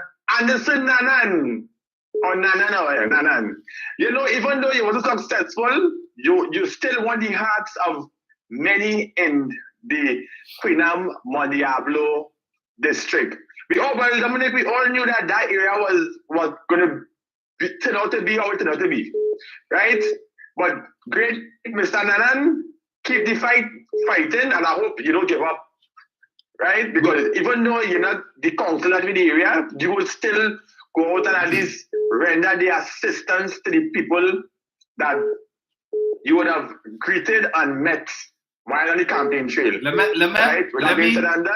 correct you there, Eric. We did not anticipate that the PNM would have gone from 300 votes in August last year to over 900 votes. We didn't anticipate this year. Yes. That was when you would have got 1,000, well, strong. Yeah, we wasn't anticipating that. Yeah, well, even though that we make an inroad there, right? that area, even though that people who vote for him, like apparently they seen Dr. Roddy's face on him now. So they would not vote for him because they would see Dr. Roddy's on him. But anyway, with that being said and done, we have to look forward now to 2025. The work now start. We hope. Let me say, do not let the guards down right now because we're going to be late back there. Right, we think. No. The work now start. Right? I was hearing in the news there, Dominic, I don't know if you would have listened to or in the papers or whatever, that the South Lawyers Association have an issue with the 13 appointees that would have gotten silk or senior counsel from the President House yesterday.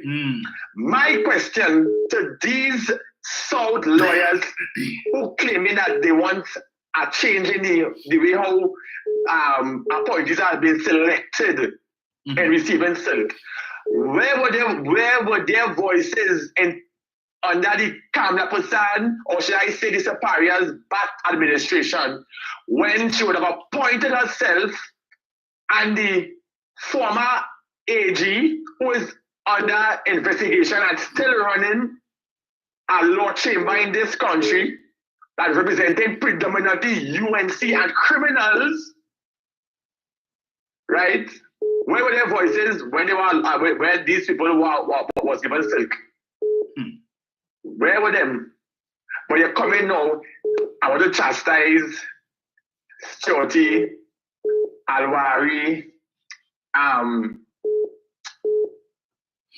Scotland, and these other heads that who would have actually championed the cause and fight to get what they want, not illegal, but legally. Dominic, tell me what case that this camp would have fight this country to get Sila Council. I never seen a woman in the court for that matter. But she's FC. But then again, that is UNC logic, donkey logic. They're telling me, piss in my face and tell me it's snowing. But yet still, only get 13,000 here now. People in this country, what is wrong is right. And what is right is wrong. People love more wrong than right in this country. Now, I ain't saying all that. Those who cannot have their way with Dr. Rowley and the government, so they will cost the Prime Minister, they will cost the PNM, because you know why? The Saparia bat and she party is the best thing to help Trinidad go out of the morass and out of the nonsense and out of the stupidity that is being passed over from the PNM. That what they want, the UNC. But I think that come 2025, shot call. Kamla, stay right there, girl. You stay right there. You'll be there from now until 2035. And Dominic, good program. Locked on and listening. Thank you, sir.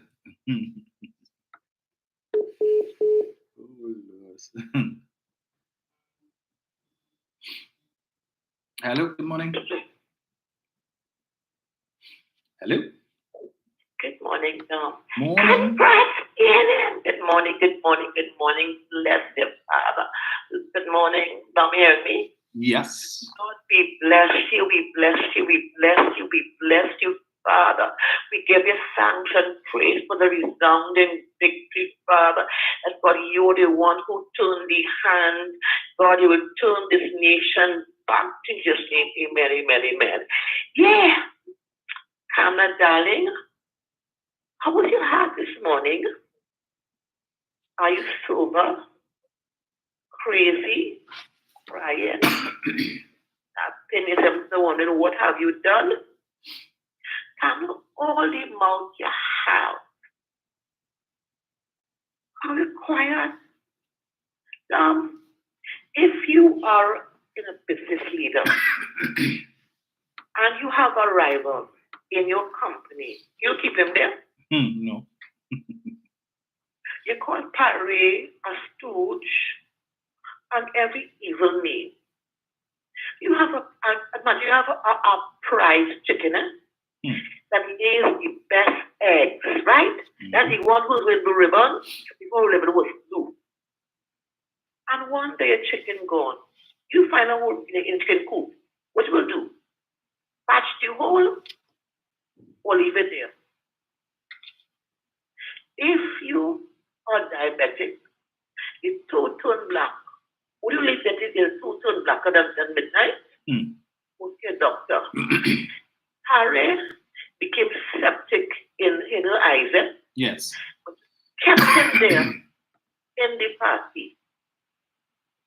Kamla, you're a lawyer or a liar? Because you as a parent must know you and your wife finances. You can't buy a whole dinner mint, but the son bring home a cell. Okay? You ask him nothing. But as the filthy fan, we get cell from. And thing is to say this. She lied on Parry because her modus operandi.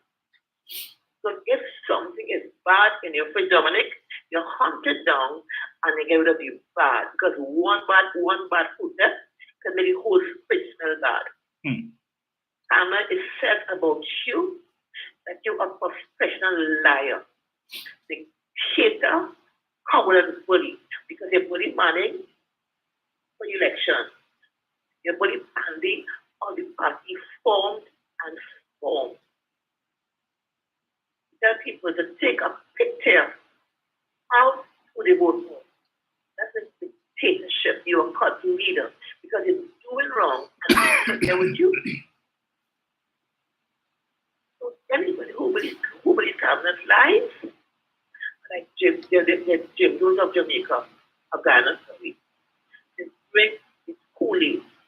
Because once a spy is found and anyone is down or private or your own or business, you get to be spied.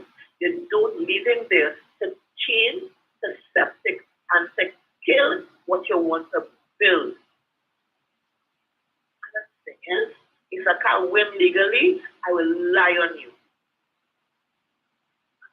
Harry, you have no sense. Ronnie Charles, you are a hypocrite because you knew what she is.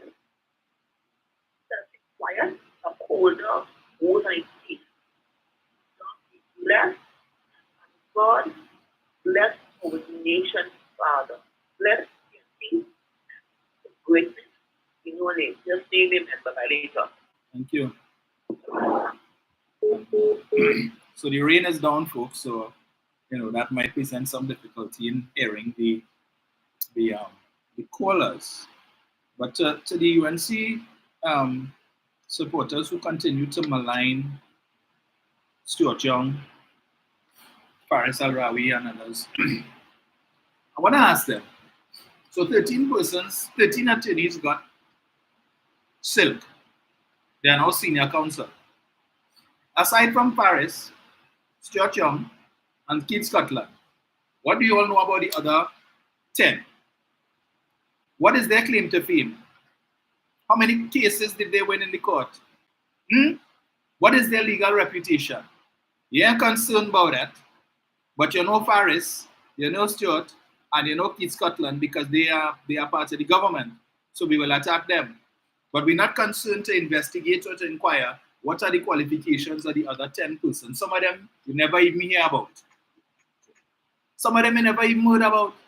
I know Gregory Delzin, right? Because he was a puny judge at one time. And Anthony Smart. We know him. But what about the rest of them? You're only asking questions about them, how they qualified. But you're concerned. Well, Israel Khan, who is the lawyer for Kamla Prasad Bisesa, a personal attorney, has endorsed Stuart Young. Right? Let me just read this quickly before I take Brian in. Right? Let me get this. He would slaughter 50,000 rabbits. Never ate them. Let me get this here. One sec, Brian. I'm hoping that rain is up because I know that might be a little issue. Israel Khan. Senior counsel Israel Khan said that Minister Stuart Young was deserving of silk due to his reputation, merit, ability, and integrity. Israel Khan said that. Let me repeat that. Senior counsel Israel Khan said that Minister Stuart Young was deserving of silk due to his reputation, merit, ability, and integrity. The only issue that he has with Faris Al-Rawi is this matter with the indemnity involving Vincent Nelson. And I know he has people, most certainly Israel Khan would endorse Keith Scotland, because I think at one time Keith Scotland may have been with his chambers or so. So anybody who doesn't know of Keith Scotland's prowess in the courtroom, you living under a rock, right? Israel Khan is senior counsel too. All of these critics ask them, you could name 2 cases that Israel Khan fought and won, 2 big cases. They can't tell you. They can't. But they're not concerned to look into. And this is the issue where they're giving it as they payment the friends and all kind of foolish talk. You apply for silk, and I think I heard last night on CNC3, I think Faris indicated that this may have been his 5th or 6th time applying for silk. He could have given it to himself when he was Attorney General. He was AG for 7, 8 years? He could have done like Anand and given himself silk, but he didn't. So that alone, to my mind, qualifies him for silk. Because he had that integrity not to give it unto himself. But that's the foolishness they want to talk about. ADSC. Well, anyway, let me not go there. Brian, go there. Morning, sir. Morning. Why you wouldn't go there? Nah, another time. Huh? Another time. I will tell you something. These are people we call learned. Yes. Why would this association of Southern lawyers want to come today? Some of them who have served, who got served the same way that serve is being administered today. As far as Alwari said, if they have a problem with it, how it is being administered today, but give back all your own. If there's a problem of how it is being administered, how it has been being administered for years, yes, even under the partnership, when they appointed it unto themselves, you didn't have a problem then. You had nothing to say. You didn't ask for what is the curriculum vitae of the then political leader and prime minister who appointed unto herself silk. You didn't ask a question then. You didn't ask a question about an attorney general who was fired under that same party that to give back his silk because he has been dishonored and he's facing the criminal court. You didn't ask for it then or today. People who are now you might have been a young fella then, but I could remember for the Spain South making the papers on a daily, almost on a daily basis in the matters in the criminal court. Correct. We didn't know you was CNN then. What we knew that he was a very good lawyer, a very good learned attorney, winning matters in the criminal court. We knew that then we did, but now we get to know more about him. Yes, because now he is in the political fraternity and he's speaking out a lot more. Look at what Stuart Young, MP Stuart Young has done for this country over the last, not even 9 years, over the, let's say, as I spoke to you on Sunday about what he did with respect to the Mitsubishi plant. Right? And how he turned around the $8 billion that we were being sued for. He turned that around and managed to negotiate successfully with those downstream industries, those petrochemical industries, to save this government and this country, you and I, and UNC supporters, $8 billion in legal payments that were due to these downstream industries. They could have said, listen, we want the money and we gone. All they live to my poor country, all they stay there. We could go elsewhere. But they didn't do that. They sat down around the table and he negotiated with them and saved this country, you and I, UNC supporters, $8 billion. He went to talk to these people in America, along with the honorable prime minister. He had talked to not 2x4 people. He went and he talked to serious people, and he was bright enough to ensure that we were not part of the 44 clause that would have expired in April, all the negotiations with Venezuela, that he got separate types of clauses to ensure that our agreements with the OPEC licenses and so on would expire 2 years from now and can be renewed. The brilliance of the man, the brilliance of the honorable prime minister, showing definite leadership. But they wouldn't talk about that. But that hot and everything is dragon. The dragon can't dance and the dragon. But they stop talking about it now. No more talk about dragon. Because they realize, well, okay, well, we can't do nothing about it. Maybe if we gain power, we might be able to do something. But right now, it don't make sense talking about it. Because we have gotten his 30-year license from Venezuela to go ahead and proceed. They can't stop it.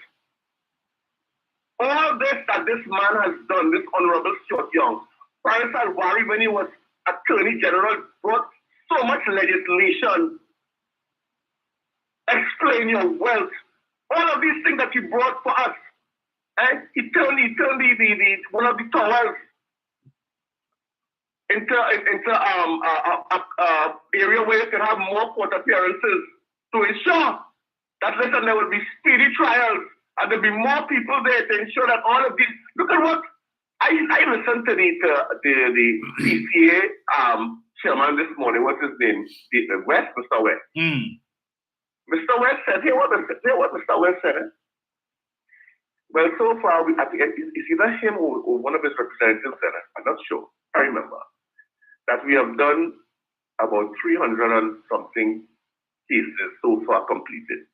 We still have about further 2,000 more cases. You understand? So they're working. David West and they're working. One of the people who got served was a lady, a young attorney, who is now head of the pro bono bar for the defense. And they are working hard. She explained some of the things that they are doing. They're working. I think she was the one who had said that they have over 2,000 cases that they are working on. Everybody is doing what they're supposed to do. But they're hearing nothing good. Everything, nothing ain't good at all. I mean, look, you said 19 hours ago what has been happening in Trinidad and Tobago with the Albany people as well as the Ghanaians. Mm-hmm. You know that make any news? You saw it in any news, like newsreel? Mm-hmm. A multi-billionaire in Trinidad and Tobago, and you ain't hear nothing. Yes. A multi-billionaire, one of the richest men in the world. The richest man in India is in Trinidad. Or his representative. And what you hear about it, you hear anything on the news? It's what I keep telling people. Don't look for them for information. Come to facts and stubborn things. Listen to Sharon Felix. Listen to Google. Listen to Mr. Chance. Listen to Professor Simpleton. And others. Listen to Eric. Was a lot of information. Listen to Tolman. Listen to these people. Listen to Sister Jenny. And you will get the information because you're not going to get it anywhere else. And this is why it's important for this information to come out from Dominic Romain. Because you're not going to get it anywhere else. So the Association of Southern Lawyers, all of a sudden, they find the teeth and they find the mouth to talk because they have a problem. And we ask them, what is the problem? And even if they say they want an independent body, you could ever get an independent body to discern who should get served in Trinidad and Tobago? When the majority of them is the same law firm who don't say nothing when things go wrong. They don't talk about Ramdeen. They don't talk about Ram Logan or the issues that they have. They don't talk about prison gates. So what is it sense? You're having a set of attorneys to consult, to say, well, this is the body that will deal. Why does no appoint a body to deal with issues where attorneys have run afoul of the law and remove their practice from them until their matter is completed? Why do you have that? Why do you not suggest that? You think they will ever suggest that, listen, we believe that we should form a body that attorneys who run afoul of the law, who are suspected of running afoul of the law and have matters before the court, should be suspended until their matters are cleared up. Why do you not have that? You think they will ever have that? You think they will ever come and say that if you are found guilty before the court, you will lose your license on a permanent basis? You think they will ever have that? No. But 3 people in the PNM get silk, and that's the problem for them. They have to talk about that. You're talking about the refinery, Dominic. Oh God. Every time they open their mouth, oh God, the area surrounding, the fence line area surrounding the refinery, people are suffering, this, that, yet all kind of things the same. Now you have a man who might be interested. Yes, he's going to, he might be interested. He comes to see for himself. He comes to see exactly what's going on. He's of Indian descent. The Honorable Prime Minister said, I will talk to any and everybody that have a problem with that. A problem? When the Ghanaian fella came in 2011 to talk to the Honorable Prime Minister, he had to wait 2 days. And she turned her back on him. He left here without anything. Went back to Ghana and said, well, she don't want to talk to me. You know what they did? They went to Japan. And they spoke with the Japanese, and the Japanese entertained them. All of that could have been done so many years ago, and Kamla would have looked a lot better. But no, the racist in her mind, the racist in her heart is what is her problem. and will continue to be a problem. It will not stop. Look at the people of lingua Indian work. She come across my earlier, they tell you about commiserations and don't worry, we will work harder. All right. She come across there? No, she ain't come there. But she gone, quite much, no more Jablo, it's not part of this. She got quite much Jablo.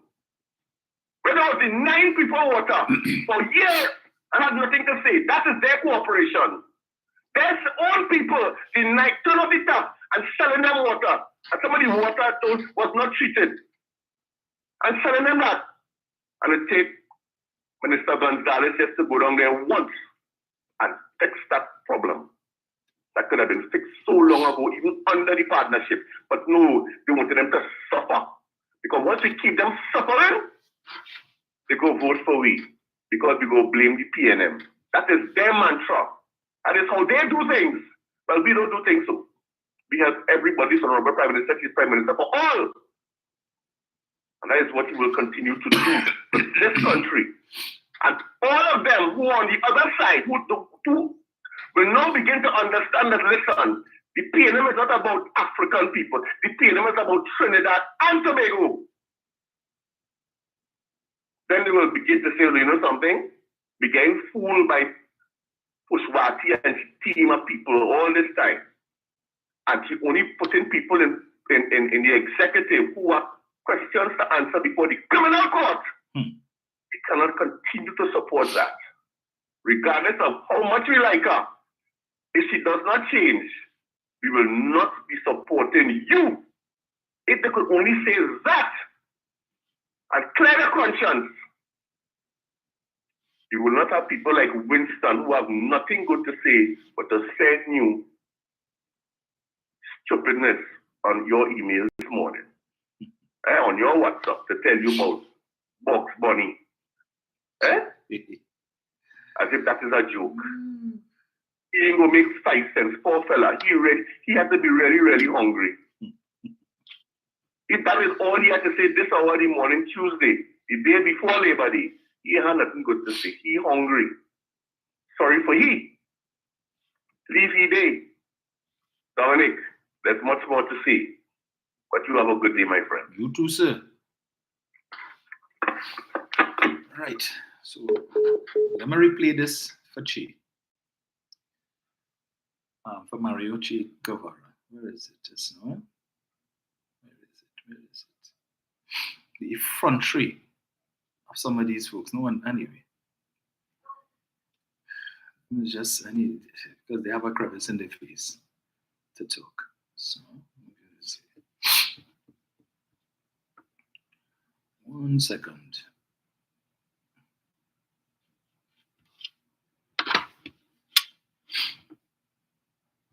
So, let's get this here.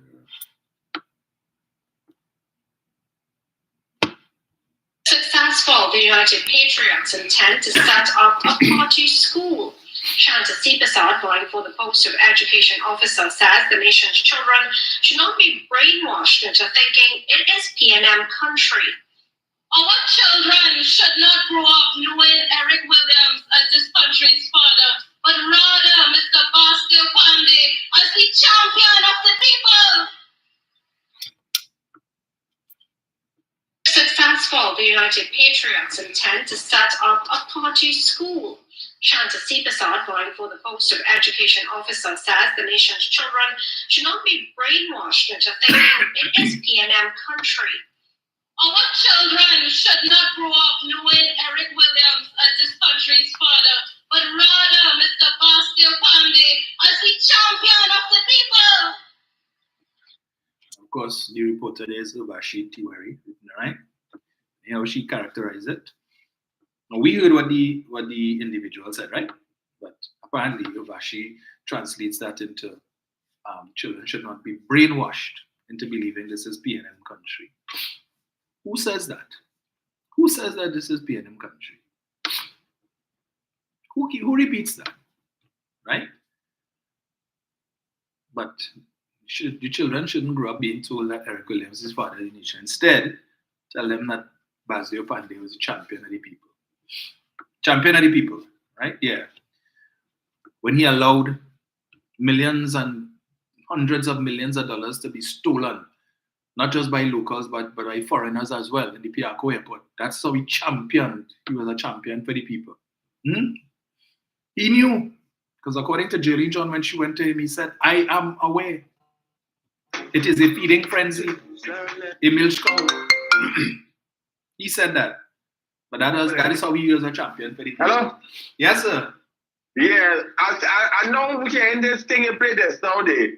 So the recalcitrant minority saying that the children are being brainwashed to believing that the late Dr. Eric Williams is the family nation. Like, they forgot when Dr.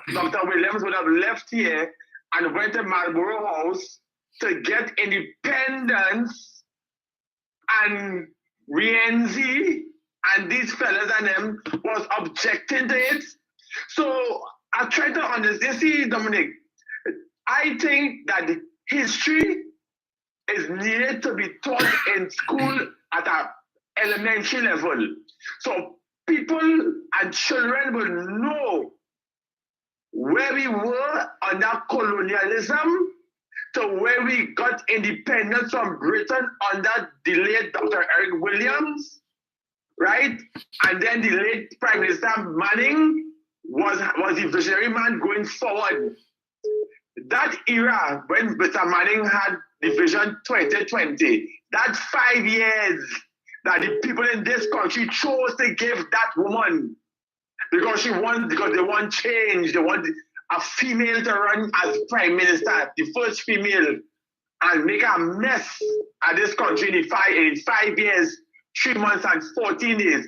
Set this country 55 years back.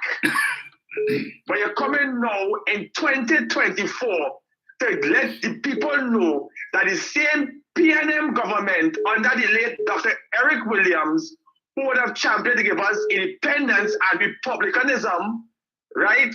That is the most wicked and evil PNM, is the same PNM that most of them UNC who say now in parliament today got an education under. They're studying that. But all they know is people who look like them. Vote for me. I could be a criminal. I could be a human trafficker. I could be in double power with a criminal.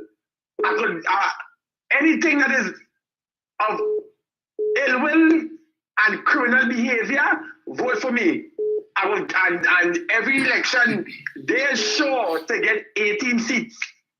Every election, Dominic, they're sure they can put whoever they don't have to walk and meet their constituents.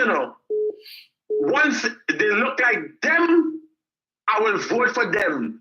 But the African population, when we disenchanted with something, we give them our votes. That is why in 2010, they was able to get 29 seats. It's not because the country loved the UNC or the partnership, it's the people who was disenchanted. The African people gave that lady 29 seats, and she had an opportunity to make a difference. What she did, the thief, Section 34, you name it, everything out of the book. They taint every single ministry in this country, even the office of the president and all too. But you're coming to come 2025, I must dip my hand to pull it back to the what? To give me Section 36 and beyond, life sport times 10.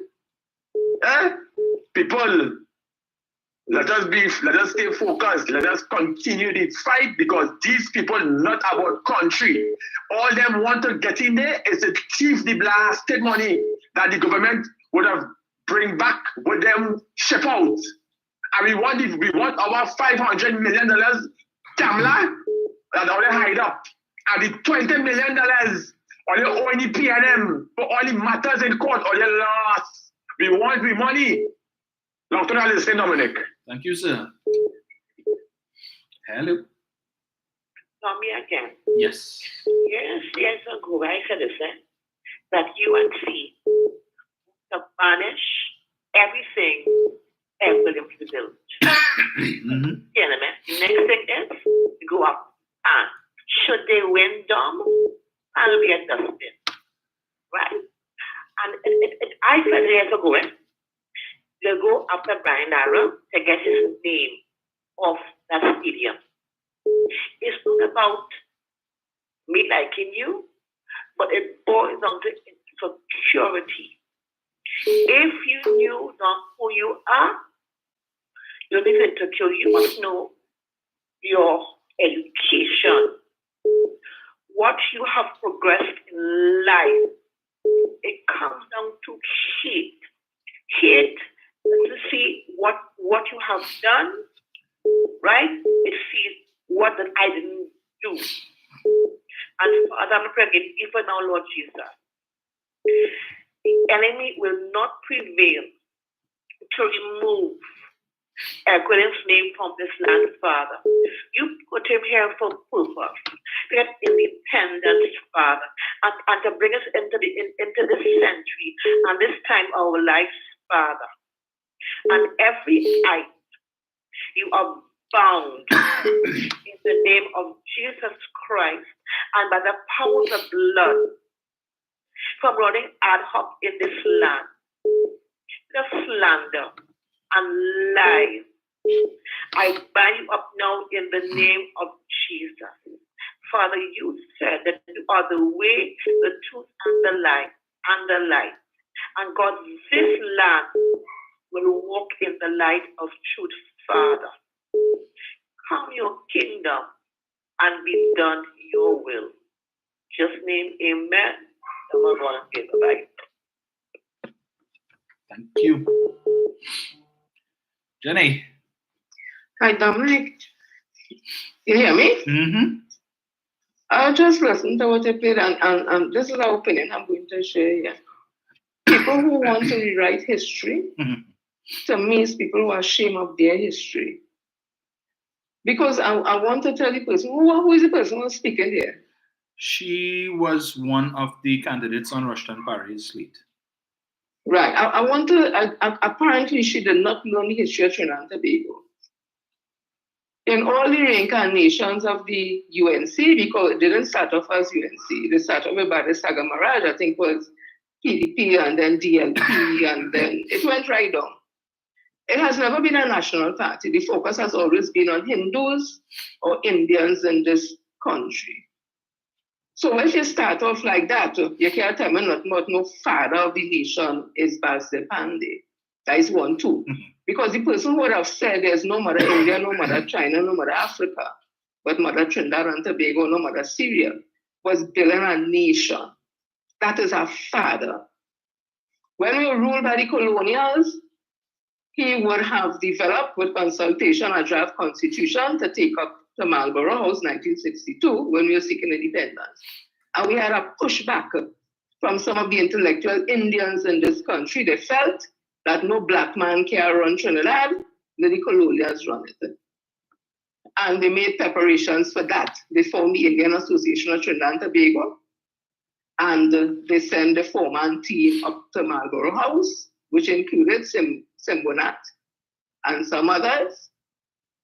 Celeste Clark was there. He went up as an independent person, and he would have said, I have the video he's talking and saying the amount of racist and nasty things Simbonat was saying about Dr. Eric Williams. He didn't know if he was hearing him.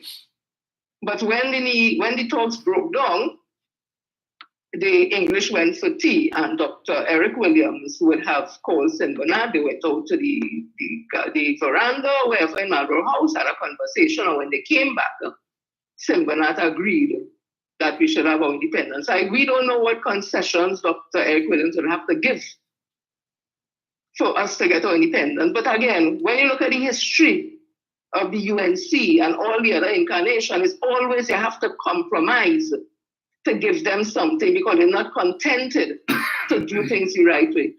So nobody can be talking about Pandey as no father, no nation. I want to just say again, and this is a conversation, who know better could correct me. They said when Pandey came back from studying in England, the sugarcane workers, those who held the high office was African persons, African descent. And he was a part, I think, either OWT or one of those unions there. And he would have pulled away from them. And he went directly speaking to the cane farm workers, the sugarcane workers, and they started to pay him the union dues instead.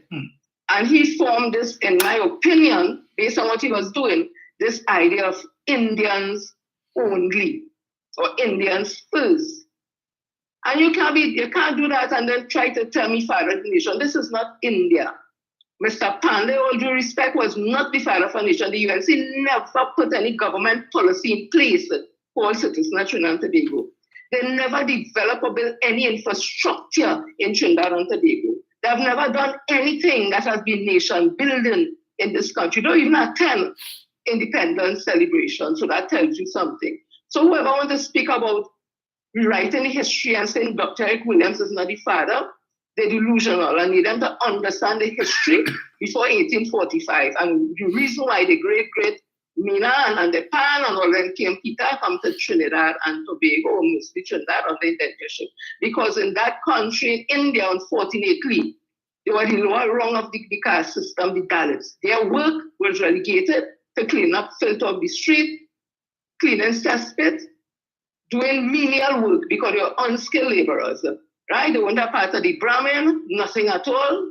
That is not we doing. The colonials went there, the English, and would have used that to their advantage. And because of that, they couldn't become no lawyer like Pandey and no doctor like this one and that one. When they were offered the contracts, they didn't come here free. Contracts were offered to them and they came here. Whether or not they had a hard time or little hard time is irrelevant because that compared to what happened to the enslaved Africans who for centuries worked for free and developed New York, America, developed England, developed France. We didn't work for nothing. We were tortured, beaten, raped, mutilated when we came here. So they can't be, you see, they don't know the history, and those are the things that just kind of upset me. I don't mind you're looking out for your race or anything, nothing is wrong with that. But don't try to rewrite the history of Trinidad and Tobago, the history of your ancestors, to make it sound more appealing, as if you had done this and done that.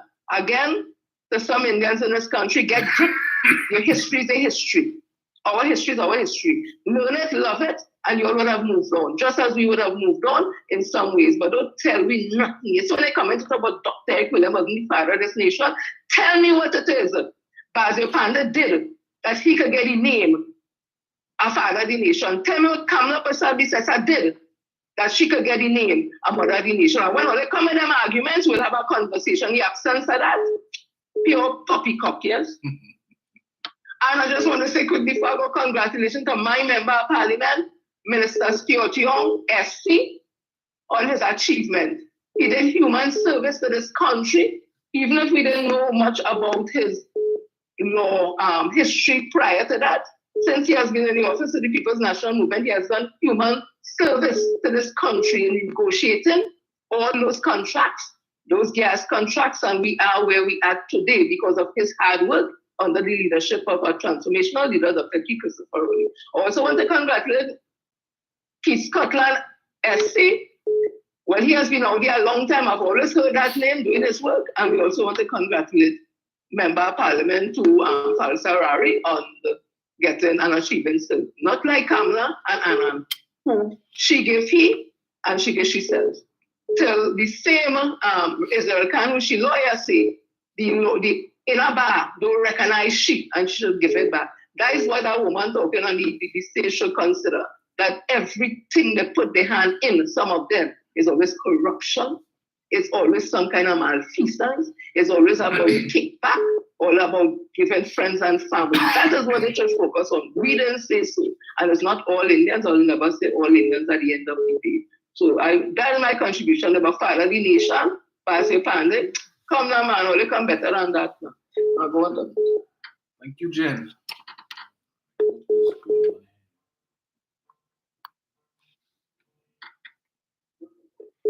Brian. Before you go. Yes, sir. I know at some time you will address the OCN issue that has been raised by Peter Purmel. and the government attempting to have, because they have 23% shares in OCM, which I did not know about, and they're attempting to have 2 representatives on the board of OCM. And one is Dale McLeod, who was a former, I don't know if he still is, but he's a former in the I think he used to work with Guardian Life. Yes, he's still an agency manager with Guardian. Right. And then another gentleman who also has interest in this cell. Right. I think you will address that at some time, but I wouldn't go there now. But what I want to ask you, Dominic, don't you get my ticket yet to go and see any of them games done by Brian Lara Academy, boy? No, not yet, sir. You ain't gonna get none. them tickets bought out by them people who was telling you to go. Yeah, I will leave it for the complainers. You didn't see them, Dominic? Yeah, I saw that. How they waiting and having a good time? Yes. And the Brian Lara Academy, the same academy that they had issues with. And him from Princess Stone was talking a bunch of stupidness every single day, especially in the parliament. Yes, you know, Dominic? Yes. How they going to buying tickets like rain? They ain't somebody said to stop the toilet. No, cricket. We had to go in that stadium and put the flat backside there and sit down and watch cricket. They ain't talking about that today. Nah. The same stadium that they didn't want to keep built, that was left to rot for 5 years, 3 months and 14 days. They don't have a problem there, but today, you can't get a ticket to buy, Dominic. West Indies doing well. You make them a semi-finally there with the West Indies. What are they do? Hey, let me go and buy tickets about all. All of a sudden, they're interested in cricket in Brian Lara Academy. Brian Lara was still there, but I was saying, oh my God, these people have no sheep. Look at them. And they must look at the shaking hand and all. That is the hypocrisy of some people in this country, Dominic Rubin. The hypocrisy. It's not they don't like it, you know, Dominic. But because Kamla say don't like it, but okay, well, we have to follow she. But you see, they have to buy tickets easy, and keep quiet. And when they go and they sit down with nobody and make them out for who they really are. Have a good day. Thank you, sir. Right, apologies to the folks on Facebook. My device. Hello. Yes, sir. One sec. Right. Yeah, that's fine. They might closing remarks here. I want to tell the opposition leader, aka the Queen of the South, aka Saparia Bat, aka Drunken Maharani, anti-UNC party, Hull, Avon. Thank you, sir. Yes, my apologies to the folks on Facebook. My Facebook device seems to be giving me some issues this morning. I don't know why, but we're close to the end. Anyway, let me just play this as a reminder. The Kamla Prasad Bissessar today, who is presenting herself as an alternative Prime Minister to Trinidad and Tobago, is just not ready, my dear friends.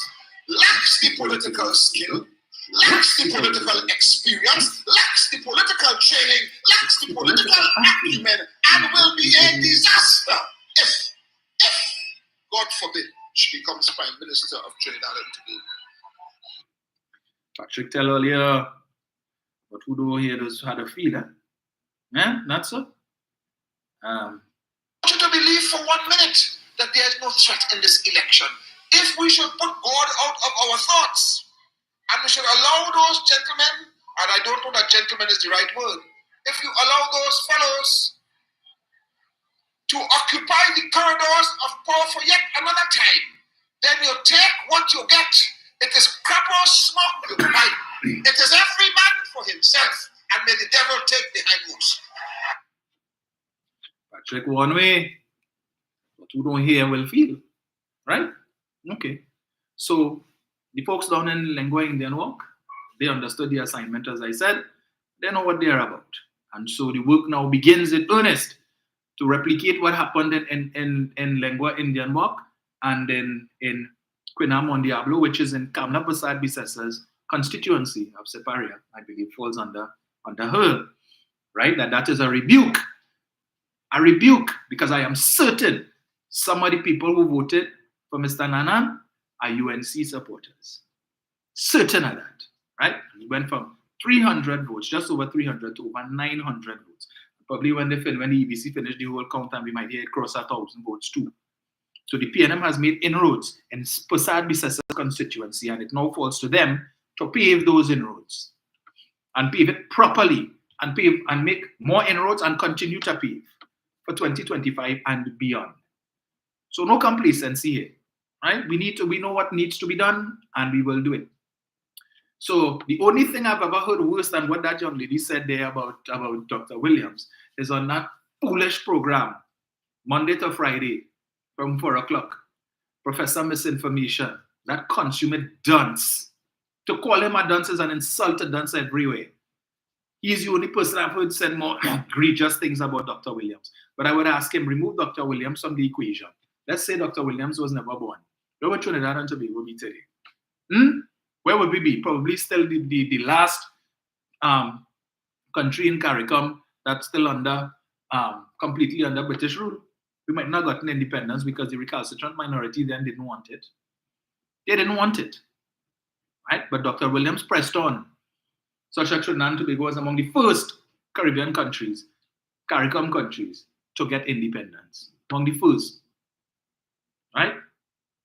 They forget that. But I see the nonsense. I wouldn't even read the foolishness that, let me see. It is nonsense. Would anyone vote for Stuart Young to run the PNM and be PNM? Or is it that you all would only vote for the black man if you would only vote for a black man, then the PNM is an African party? Winston, are you an ASS or a marble? Something had to be seriously wrong with you. As I would have mentioned earlier, the candidate for Quinam Mondiablo is East Indian. East Indian man, right? Mr. Nanan, Winston Bachelor. Since you want to talk foolishness about we only like to vote for the black man and the black man. Okay? Mr. Nanan is an East Indian, and he got over 900 votes. A significant increase, a 200%, 300% increase in votes over what we got last year, Mr. Bachelor. So that when those folks went out yesterday to vote, the PNM supporters, they didn't see race. They couldn't care what race Mr. Nanan was. They went and dipped their finger in the ink up to the elbow and voted for him. That is why inroads were made. So this stupid talk you all like to come with about PNM, people like to vote race and vote race. What happened in Quinam on Diablo shows you all that is foolishness. So miss us with that BS summer, please. Right? This dotish talk. You're always talking about, oh, we only be voting race. But yet still, it is Anil Roberts who want to tell PNM supporters and Africans in this country, don't vote for Rowley because the PNM is supposed to be a black party and an African party. But yet still, the majority of Dr. Rowley giving all the plump and the best ministries to the East Indian. I want to tell you, look at who is the Minister of Works and Transport. And you want to know Rohan Sinaran is African, and Colman Burt is African, and Terence Dayal Singh is African, and Paris is African. So when you're only talking that dotish talk and pushing the racial head and then want to say PNM always blowing the racial dog whistle. PNM don't see that. Because if we used to vote race, Kamla Prasad Bisasa would never have been the Prime Minister of this country. But you all fail to realize it's because of PNM votes in 2010 is why the People's Partnership was able to get was able to take Arima, a PNM stronghold, in the general election, then come in the local election a month or two later and sweep Arima, take 7 of the 8 districts in Arima. For the first and only time, they were able to take control of Diego Martin Corporation, despite the fact that the 3 MPs were PNM. The UNC went and take control of Diego Martin, got seats on the Port of Spain Corporation, unheard of before that. How they get that? How did they get that? And how come they were never able to repeat it? Because PNM people wise up. They realized they get fooled, right? And came back to their senses, and it had nothing to do with race because they knew when they went to vote in 2010 that Kamla Prasad Bisasa would be Prime Minister. She was leading the partnership. So miss us with this nonsense, talk about race and only voting for African and Africa. We don't care. Stuart Young could be the next leader of the PNM. It could be anybody. We don't look at that. When it is Avinash Singh was put up to contest the by-election in Shogunas West, what did Kamla Prasad Bisasa say? Look, they take one of your own. They took one of your own to fight you. She said that. She said that. When it is that Dr. Rowley made this guy a senator the other day, and stupid talk, or coming to talk, his name slips me at the moment, forgive me, but he's the junior minister in the ministry of Rishi Sukai. When he was made a minister, they come to talk nonsense. What were you doing? You couldn't find an African? Eh? Look, he went and take a East Indian support in the UNC and make him a minister. Eh? So what about this one? And what about that one? How come he ain't making his Scotland a minister, but he bring Rishi Sukai? Make up all your mind. Is either Dr. Rowley's a racist or he isn't? Is either he likes East Indian or he doesn't? But it can't be two. You can't be half pregnant. So miss us with that foolish talk. Rubbish. Folks, thank you all for joining me today. Yes? What appears to be is going to be a rainy Tuesday. Right? So as I said, my intention was to have done the live tomorrow, but I did it today instead. So you all will next see me, God willing, on Thursday morning. We will continue the discussion after we see the fallout today from last night. Great is the PNM. Great is the PNM. Great is the PNM. And we have prevailed once again. And once we take Mr. Manning's advice, we will continue to prevail. UNC opposition forever. And although we deserve to be in opposition, but unfortunately, that's the alternative right now. Opposition forever. Right? Forward never, backward ever under them. We go forward with the People's National Movement under the leadership of Keith Rowley and whoever the membership will put afterwards. So to all of you in opposition, in the words of my Prime Minister, well, you could haul, I go.